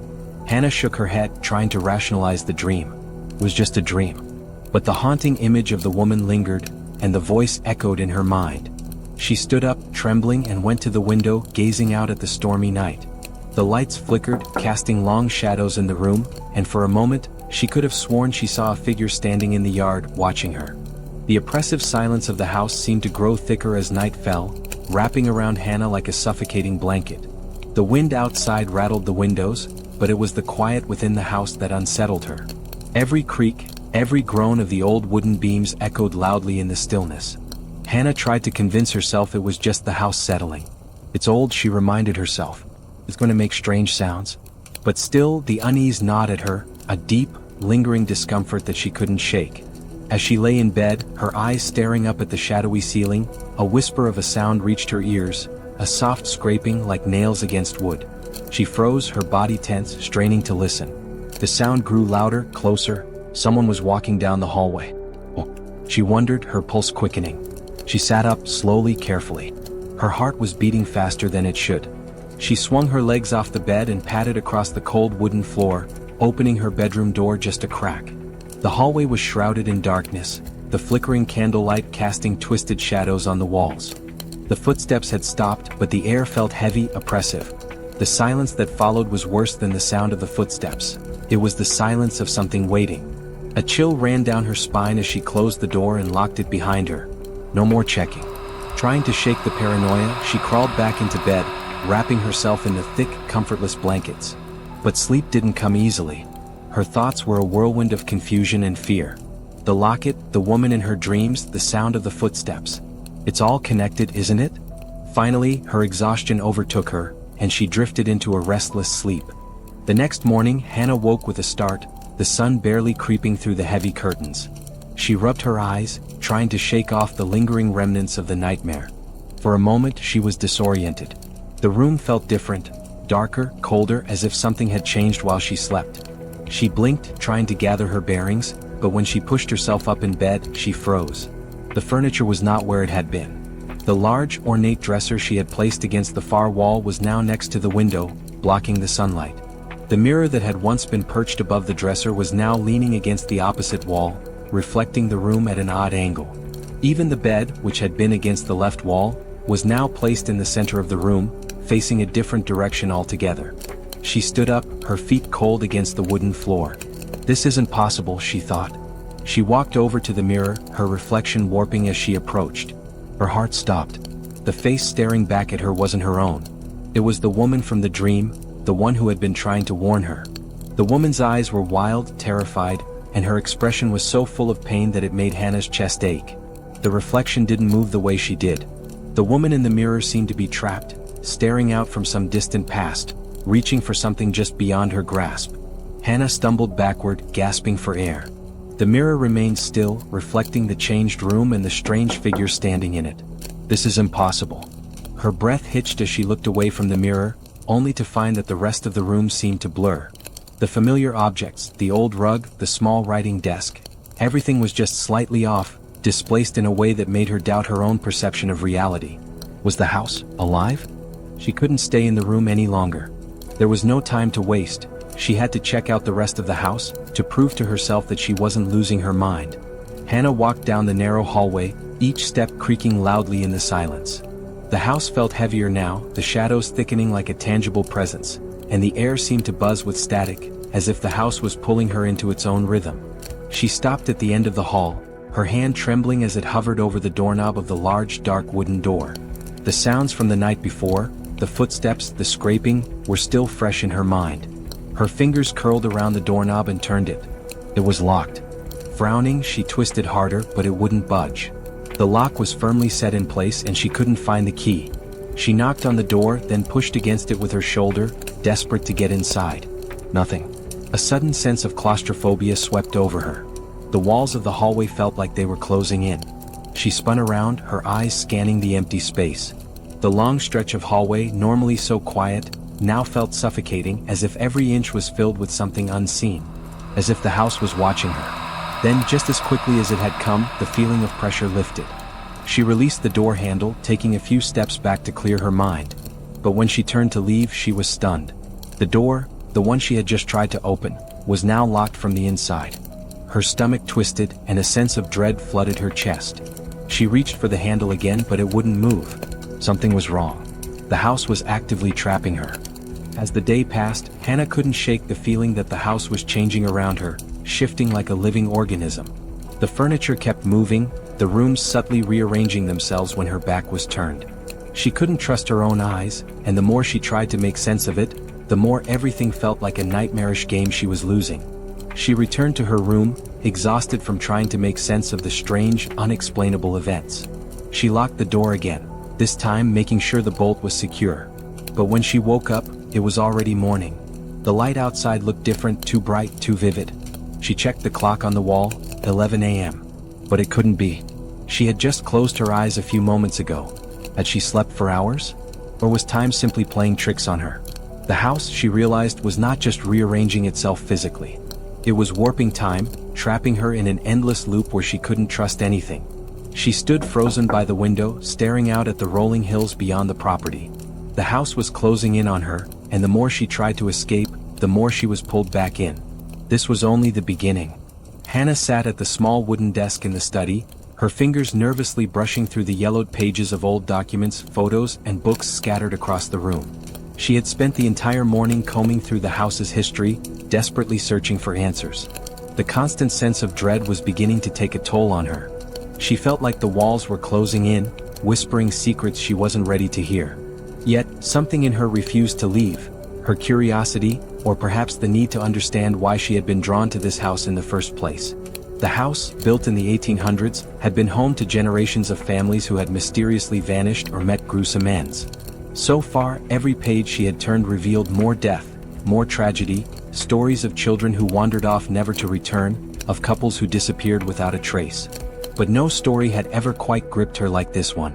She flipped to an old newspaper clipping, its edges curled and torn from years of neglect. At first glance, the article seemed unremarkable. It detailed a local disappearance from decades ago, an unsolved mystery involving a young girl named Hannah O'Brien, who had vanished without a trace in the 1930s. The article described how her disappearance had shaken the small town to its core, but the case had been left unresolved, with no evidence or leads. It was the photograph that caught her attention. The face staring back at her from the faded black and white image was unmistakable. It was her. Her breath caught in her throat as she stared at the photograph. The girl in the picture had a slight smile, but her eyes were filled with an unnatural sadness, the kind that only comes from something dark lurking beneath the surface. The photograph had been taken when the girl was no older than 6 or 7. Hannah couldn't place the memory. She had never been to that town, never met these people, and yet, there she was in the middle of a mystery that was decades old. Her skin grew cold and her pulse quickened. She turned the newspaper article over, searching for any clue that might explain how her face had ended up in the paper. The date at the top read 1932, a full 50 years before she had been born. A sudden, sickening thought crossed her mind. Could this be a mistake? Coincidence? But it didn't feel like one. Her hand shook as she pulled the article closer, her eyes scanning the rest of the text. The description of the disappearance seemed eerily familiar. A little girl lost in the woods near the house, last seen playing near a river that ran through the property. The same place where, as a child, she had always been drawn to, no matter how many times she told herself to stay away. The article ended with an unsettling detail. The girl's name was Hannah O'Brien, and she had never been seen again. Hannah felt lightheaded, like the floor beneath her feet was no longer solid. She stumbled back from the desk, shaking her head in disbelief. This couldn't be real. There had to be some explanation. But the more she thought about it, the more she realized that there was no explanation that could make sense of what was happening to her. Her eyes drifted to the far corner of the study, where a large dusty bookcase stood, filled with old tomes and ledgers. On the top shelf, partially hidden behind a pile of forgotten books, was a strange object, something that glinted in the low light. Hannah moved toward it, drawn by an unexplainable force. She reached out and pulled the object free, a tarnished silver locket, the same locket from her dreams. She turned it over in her hands, her heart racing as she noticed the inscription on the back, "To my beloved Hannah." She opened the locket. Inside there were 2 photographs, one of a young woman, the other of the same little girl from the newspaper. The woman's face was pale, almost sickly, and her eyes were hollow, devoid of any emotion. Hannah felt a wave of nausea wash over her. Who was she? As she stared at the photographs, a strange sensation began to creep over her. The air in the room grew heavier, thick with an oppressive presence that made her skin prickle. She slammed the locket shut and backed away, but as she did, she noticed something out of the corner of her eye. The reflection in the window wasn't hers. The face staring back at her was the same woman in the locket. The reflection grinned at her, but it wasn't a smile of comfort. It was a sinister, knowing grin. Hannah stumbled backward, her heart hammering in her chest. This isn't happening, she thought, trying to steady herself. But no matter how much she told herself that, the room seemed to grow colder, darker. The house was alive, and it was feeding on her, on all of them. Shaken, but determined to understand the truth, Hannah set out to meet with the local historian, Thomas Walker, the one person who might know something about the house's dark past. He had been kind when she first arrived, offering to help her uncover the history of the house. But as she made her way to his office, something about him felt off. The small, cluttered building was quiet when she entered. The scent of old paper and ink hung in the air, and the dim light from the single window cast long shadows across the room. Thomas was sitting at his desk, his back turned to her, scribbling notes in a ledger. "Thomas?" she called, stepping further into the room. "I need your help. I found something strange. The article and the locket." He turned around slowly, a smile that didn't reach his eyes spreading across his face. His features had changed. His skin seemed pale, his eyes dark and sunken, as if he hadn't slept in days. But what struck her most was the sudden shift in his presence. It was as though the man in front of her wasn't really him at all. "Ah, Hannah," he said, his voice low, too deep, too smooth. "I've been waiting for you." A chill ran down her spine as he stood up, his movements too fluid, too unnatural. His face seemed to warp, the features shifting like the shape of an ancient mask. "You see, Hannah," he continued, his voice now echoing in the room, the house doesn't just consume the living. It feeds on souls, all souls. It has for generations. And now it's ready for yours. Hannah stepped back, her breath coming in sharp gasps. She didn't understand. This couldn't be happening. Thomas's face twisted into a grin, his voice growing more guttural. I was tasked with bringing you here, Hannah, just like I did with your ancestors. The house is hungry, and you are part of its endless cycle. The man before her was no longer Thomas. He was something older, something ancient. His eyes glowed with an eerie light, and his face seemed to shift, becoming the reflection she had seen earlier, the woman from the locket. The same hollow, tortured gaze. She tried to scream, but her throat constricted and she was paralyzed in place. The house's grip was tightening, drawing her in. The historian, no, the spirit, took a step toward her, the air around him rippling with power. Hannah had never felt more alone in her life. The oppressive air in the house weighed heavily on her chest, thick with an unbearable presence that seemed to linger at the edges of her thoughts, creeping into her every moment. The walls closed in around her, and the whispering voices, those distant murmurs that had started as a faint echo, were now inescapable, pressing against her mind like a swarm of bees. The house was awake, and it wanted something from her. It had been days since she found the diary in the study, its old leather-bound cover brittle under her fingertips, the pages yellowed and covered with spidery writing that seemed to come from a mind unraveling at the seams.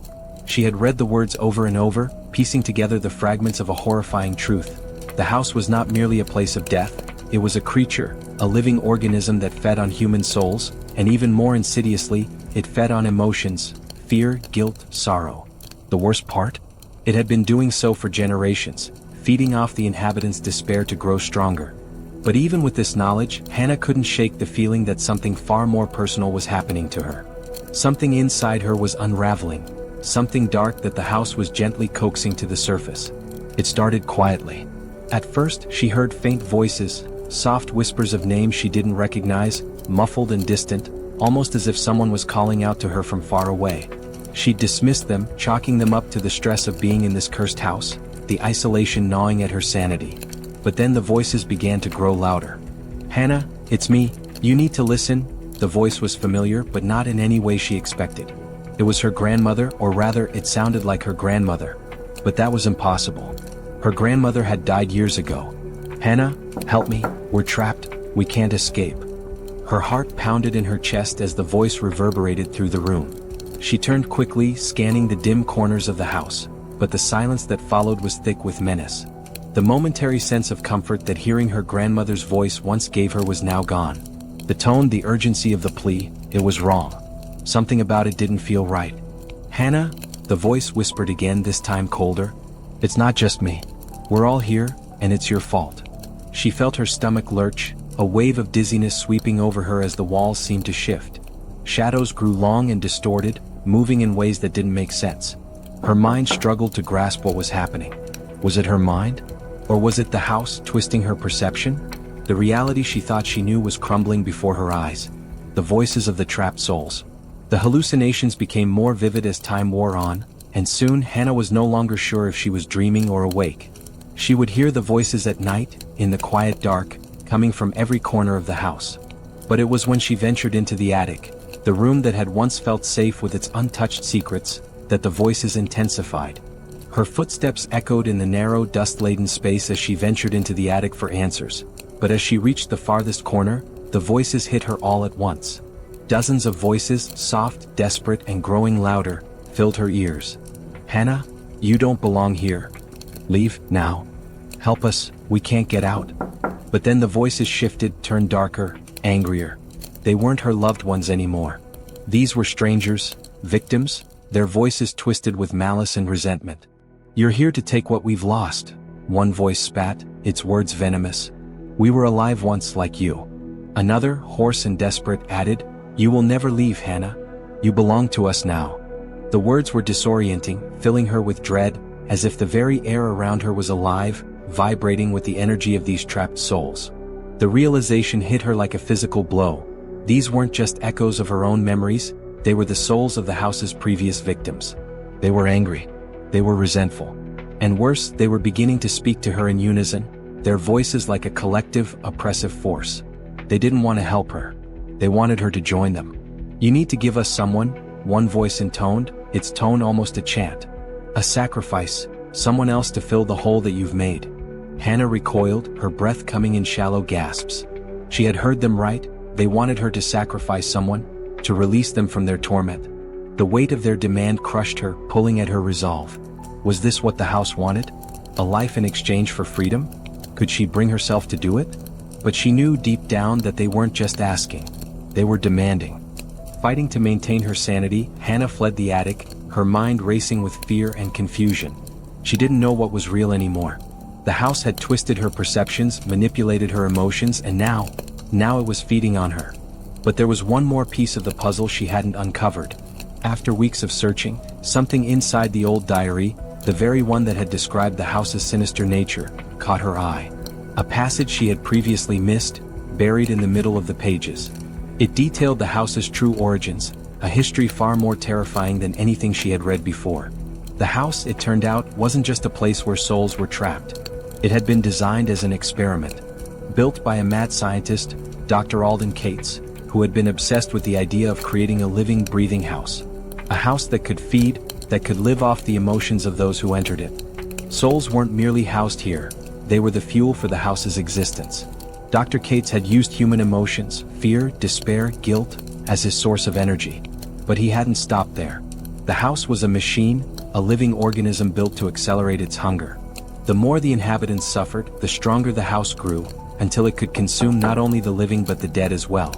Hannah slammed the diary shut, her mind reeling. The realization was sickening. The house had been manipulating her emotions all along. It had known exactly what she feared, what made her weak, and it had been feeding on her sorrow, on her isolation, every single day she had spent here. The guilt, the anger, the pain, they had been its nourishment. And now it wanted more.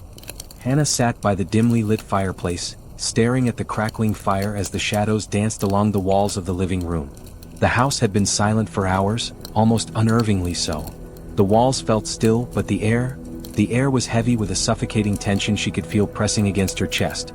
She had been alone for too long, too isolated, and she could feel herself starting to unravel piece by piece. The house was changing her.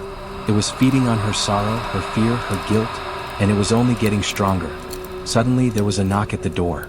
Startled, Hannah jolted upright, her heart racing in her chest. She hadn't expected any visitors, not in this place. The house was as cut off from the outside world as it was from her sanity. Yet there, standing at the threshold, was Ethan. The man who had appeared weeks earlier like some sort of savior, offering help when she needed it most. But something had changed. The friendly, reassuring expression he wore when they first met was now a shadow of its former self. His eyes, once soft and compassionate, were now hollow, darkened with an emptiness that seemed to go beyond mere fatigue. His shoulders slumped as if the weight of the world was pressing down on him. His once confident posture now appeared guarded, as though he was barely holding himself together. "Hannah," he said quietly, his voice low and strained, "the house is going to consume you." Hannah stood frozen at the doorway, her pulse quickening. Ethan's words cut through the air, his warning both unsettling and cryptic. The house had already consumed so much of her, the voices, the shifting rooms, the relentless psychological pressure. But she hadn't expected this. A visitor who seemed to know too much, someone who had come to offer help, but at what cost? "I've been here before," Ethan continued, stepping inside without waiting for her invitation. His tone shifted, growing urgent. "You can't stay here, Hannah. You need to leave, or it will take you." She felt a chill run down her spine. Ethan was different now. The man she had spoken to earlier was calm, steady, a beacon of stability in this chaotic nightmare. But this was a man on the edge, teetering between reason and madness. He looked haunted. "Ethan, what's happening to you?" she asked, her voice trembling with fear. The words barely left her lips when she saw it. His hand, trembling, curled into a fist. Before she could respond, Ethan spun toward the window, his body stiff as if frozen in place. The room felt colder, the fire dimmer. For a moment, there was a strange, almost magnetic pull in the air, as though something had taken hold of him. "Hannah, it's already too late for me," he muttered, his voice distant, like someone speaking through a fog. "The house is in my blood. It's inside me now. I can feel it, it's taking me. And if it hasn't already taken you, it will soon." His eyes snapped toward her, and for the first time, Hannah saw something in them that made her blood run cold, an unsettling, almost violent desperation. "Leave," Ethan demanded, his tone no longer pleading but commanding. "You think you can escape this place? You can't. You can't. It has you already." A wave of nausea washed over her as she took a step back, sensing that something far darker was unfolding. Ethan was no longer the person she thought he was. His warning, his presence felt like a trap, a cruel game. He was a victim, but not in the way she thought. "You," Hannah stammered, struggling to piece together the pieces of the puzzle. "You've been here before, haven't you? You survived, but you're not you anymore." Ethan's lips twisted into a grim smile, a hollow, empty thing. He shook his head, but his gaze never left her. "No, Hannah. I'm not who you think I am," he said, his voice now colder than the very air around them. "The house doesn't just consume your body.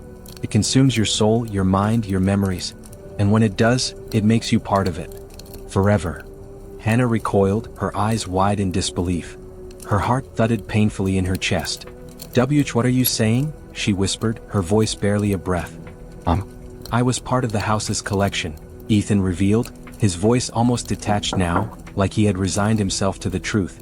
"I survived, barely. But I was never free. The house promised me peace, eternal rest, if I brought someone else in. Someone like you." Hannah's stomach lurched as his words sank in, the horror of it crashing down on her like a wave. "You've been manipulating me?" she asked, her voice shaking with disbelief. Ethan nodded slowly, his face twisting with a bitter mixture of regret and anger. "I didn't have a choice. I was part of the house all along. My memories, they erased them. The house made me forget who I was. I forgot my name, my family, and I became just another tool for it. I was supposed to lure someone in. Someone, you." Hannah stumbled backward, her hands shaking, struggling to process the truth. The man she had trusted, the one who had shown her sympathy, the one who had warned her about the house. He wasn't here to save her. He was a pawn in the house's endless cycle of consumption. His soul had already been claimed by the house, and now it was her turn. "I tried to fight it," Ethan whispered, as though confessing some deep, horrible truth. "But it's too powerful. You don't get to leave. You don't get to win." His eyes grew darker, and his posture seemed to collapse in on itself, like he was being drawn into the house itself, consumed by its unseen hunger. There was something wrong with him, his face, his expression, his movements. It was as if he were slowly becoming something else, not entirely human anymore. He reached out a hand toward her, his grip tightening around her wrist with unnatural force. "You can't run from this, Hannah. You belong to the house now too." Hannah's heart hammered in her chest, and in a panic, she yanked her arm away from his grasp, stepping backward. But it was too late. The walls of the house shifted around them, the air thickening with something cold and oppressive. The fire in the hearth flickered and died, plunging them into an unnatural darkness. A low, guttural voice seemed to fill the room, and though Hannah could not see it, she could feel the presence of something watching them, listening. The house wasn't done with them yet. It was playing a cruel game, a game it had already won. Ethan's face twisted into a grotesque smile, his eyes now hollow, void of humanity. "You think you can escape? No one ever escapes. The house had claimed him long ago, and now it would claim her too." Hannah woke with a sharp, stabbing pain in her chest, her heartbeat erratic, as though it were racing to escape a prison that had been slowly suffocating it for weeks. She pushed herself up from the bed, the coldness of the room wrapping itself around her like a damp, suffocating blanket. The oppressive weight of the house, as if alive, pulsed against her skin, heavy and sickening. The house was always there. Its presence was in every creak, every groan of the walls. It was everywhere, watching.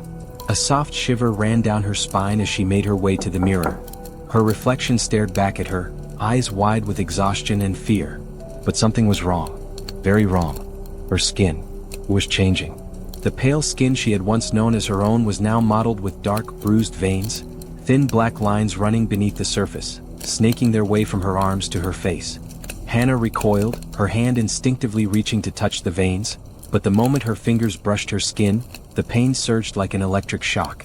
It felt as though her body was rebelling against her will, as though something inside her was trying to transform her, to possess her. She pulled her hand away, staring in horror at the blackness spreading across her arm. "No," she whispered under her breath, feeling bile rise in her throat. The house wasn't just feeding on her fear, it was feeding on her very flesh.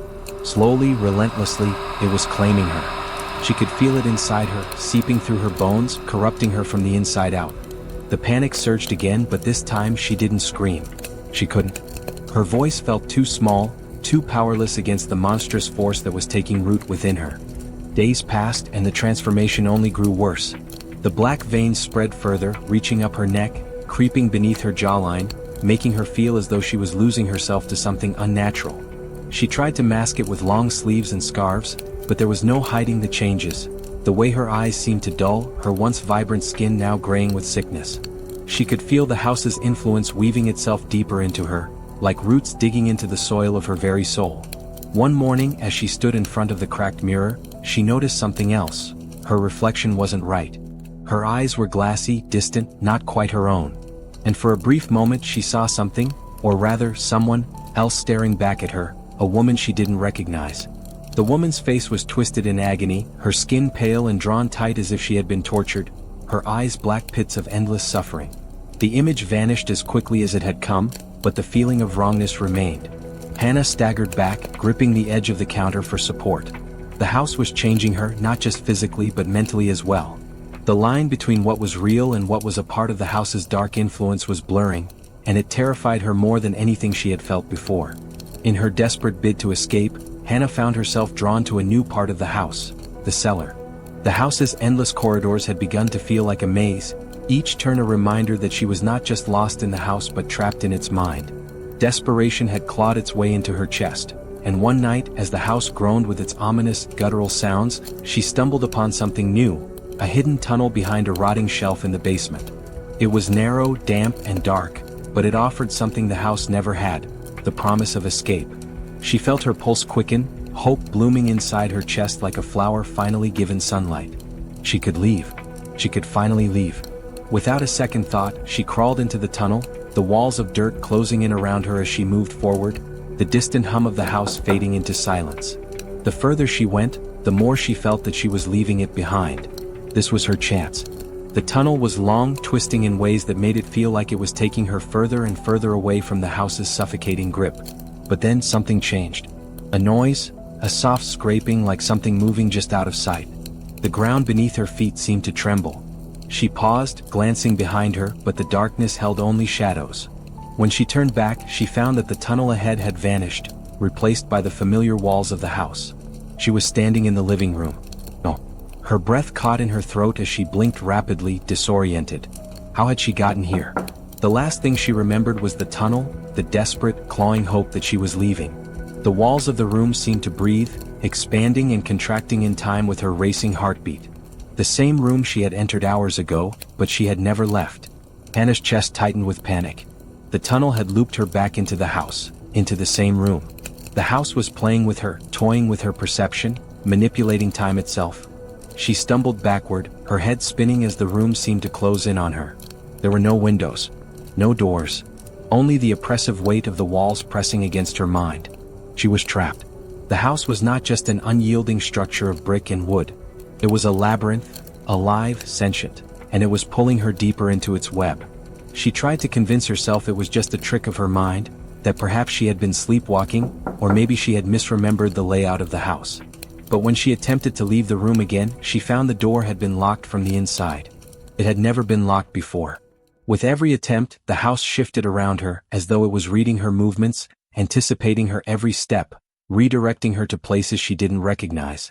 The rooms she had once known intimately were now unrecognizable, distorted, twisted. Time itself felt off, like it was slowing down or speeding up, stretching and collapsing in impossible ways. Hannah's growing desperation. Hannah could feel the house closing in on her, its walls pressing against her from all sides. It was as though she were being suffocated by the very air, her lungs filled with an invisible pressure that weighed on her chest. Her thoughts were beginning to fragment, like the house was twisting her mind to match the physical changes she was undergoing. She couldn't keep track of time, days bled into nights without distinction. Her skin continued to rot beneath the black veins, and every passing moment felt like she was being pulled further away from the person she used to be. She had become a prisoner in a house that was alive, that had been alive for centuries, feeding off the fear, the pain, the suffering of everyone who entered it. Her own body, her very self, was slipping away, altered beyond recognition, and the house wanted her. It wanted all of her. The air inside the house had grown thicker with each passing hour, as if it were alive, breathing, suffocating, waiting for her to make her final move. Hannah stumbled down the narrow hallway, her legs barely able to carry her anymore. Each step weighted with the dread of what was coming. She had been through hell, but the worst was yet to come. She could feel it in the marrow of her bones, in the way her heart beat erratically, in the unsettling silence that clung to every corner of the house. The house, the entity, was growing impatient. Its hunger had only intensified, its grip on her tightening like a vice. Every door she tried was locked, every window sealed shut. Escape, once a distant hope, now seemed like a cruel fantasy. But Hannah had come to one harrowing realization. The house wasn't just trying to kill her. It was trying to consume her soul, twist it into something else entirely. She had become a part of its collection, one more fated soul trapped in its endless cycle of death and rebirth. The air inside the house had grown thicker with each passing hour, as if it were alive, breathing, suffocating, waiting for her to make her final move. Hannah stumbled down the narrow hallway, her legs barely able to carry her anymore. Each step weighted with the dread of what was coming. She had been through hell, but the worst was yet to come. She could feel it in the marrow of her bones, in the way her heart beat erratically, in the unsettling silence that clung to every corner of the house. The house, the entity, was growing impatient.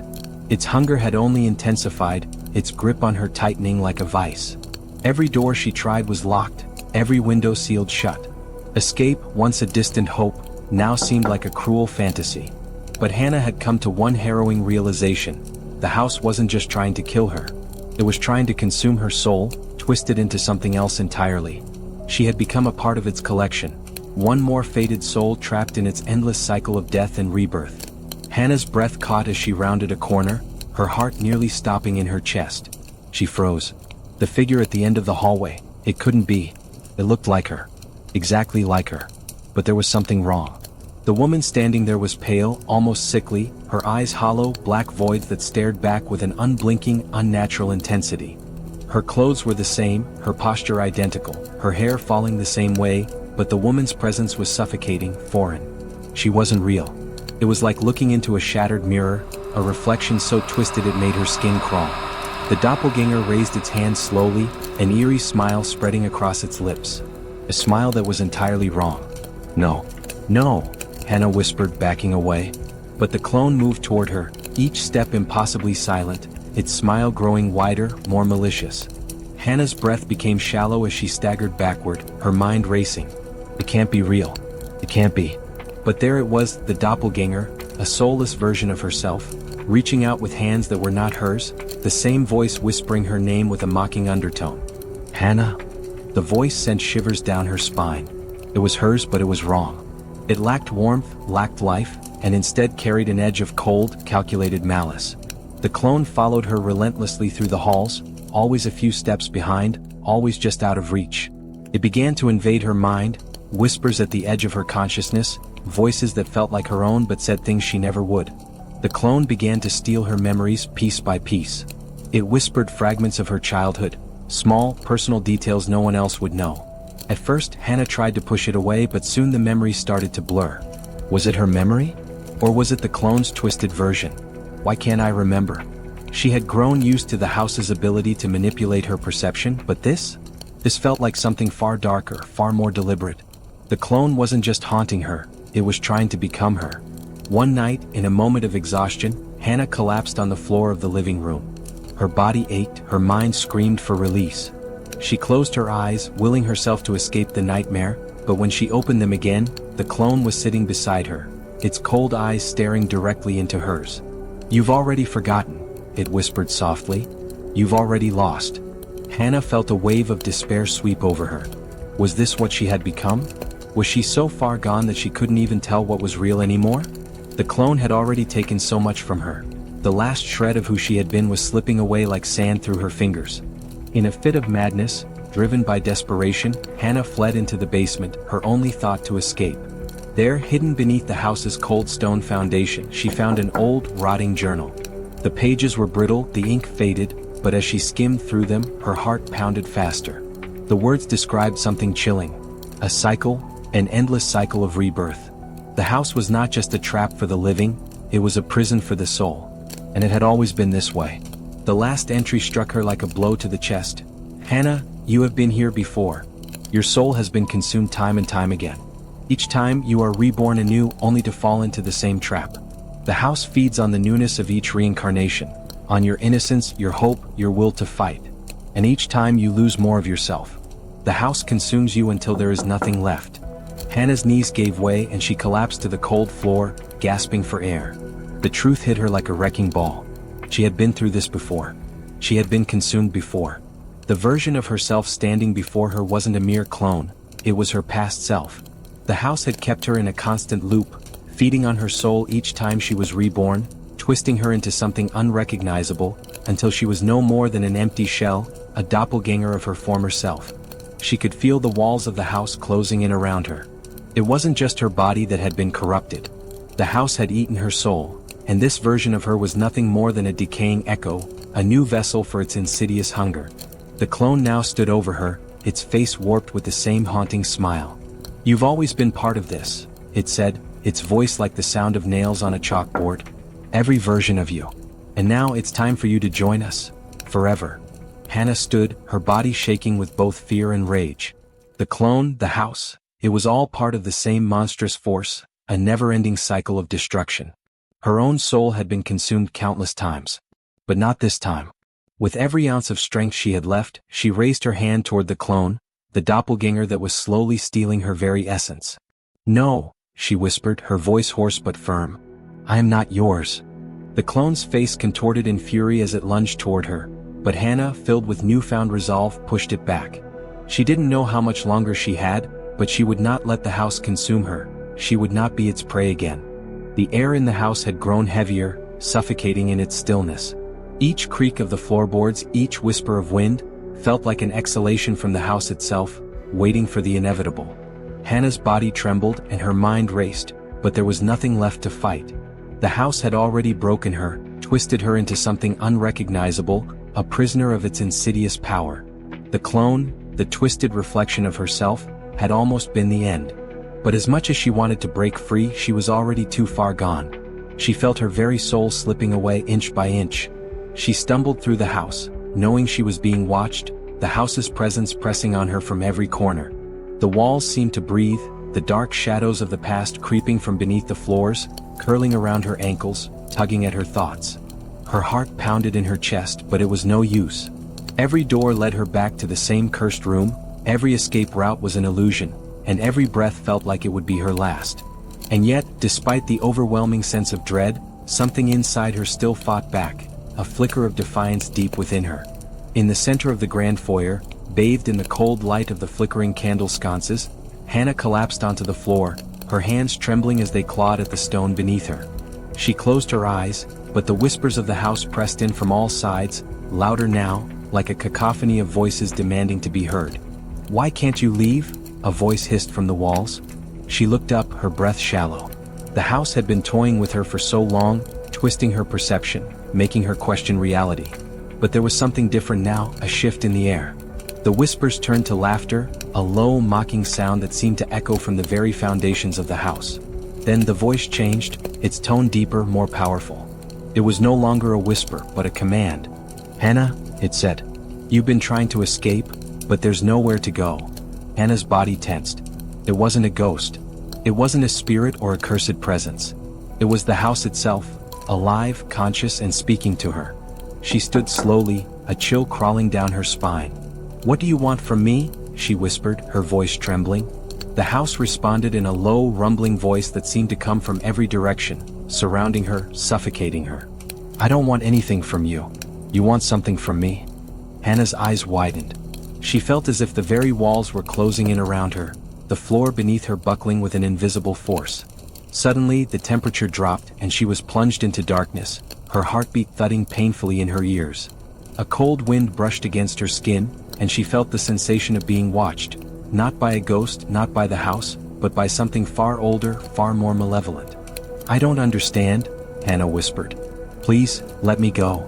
The house's voice returned, softer now, almost pitying. "You were never a victim of me, Hannah. You are me. You created me." The room began to shift before her eyes, the walls undulating, the ceiling stretching high above her, as if the house were unfolding into a new dimension, one where the rules of time and space no longer applied. The shadows seemed to writhe, taking form, faces, twisted and contorted with agony, flickered in and out of view. But it wasn't just the house changing. Something was changing inside of her. "You've been here before," the voice whispered again. "This house, this prison, you made it. You designed it. This is your creation, your legacy." Hannah's breath caught in her throat as the words hit her like a freight train. Her mind spun, but she couldn't escape the truth that was now emerging from the depths of her memory. The house, she had built it. In a flood of memories that weren't hers, yet they felt like hers, Hannah saw it all. She saw herself, many lifetimes ago, standing at the center of a grand, sprawling mansion, drawing plans, shaping a structure meant to trap and torment the souls of those she had wronged. She was the architect, the mastermind behind it all, and now, she was the one trapped within its walls, paying for her sins. "Why?" she gasped, barely able to process what was happening. "Why would I create something like this?" The house's voice was filled with an eerie calm. "Revenge. Retribution. You created me to punish those who had wronged you, to feed off their fear, their suffering. But what you didn't know, what you couldn't know, is that you would become the target. You would become the victim. The architect and the prisoner, bound forever in a cycle you created." Hannah's knees buckled beneath her, her hands reaching out for the walls, but there was no escape.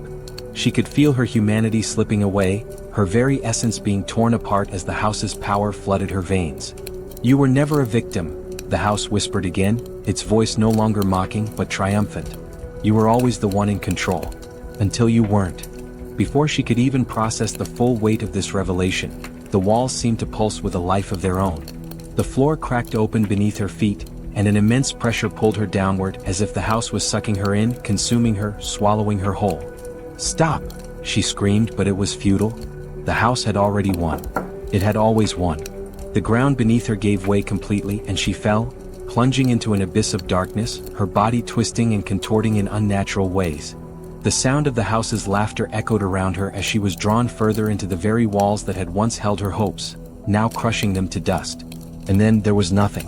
As the last of her physical form dissolved, the house absorbed her essence, her soul, into its very structure. But she wasn't gone. No, she was now a part of it. She could feel herself, an intangible presence, bound within the walls of the house, her voice lost among the others that had been absorbed before her. There were no exits, no freedom, only endless suffering.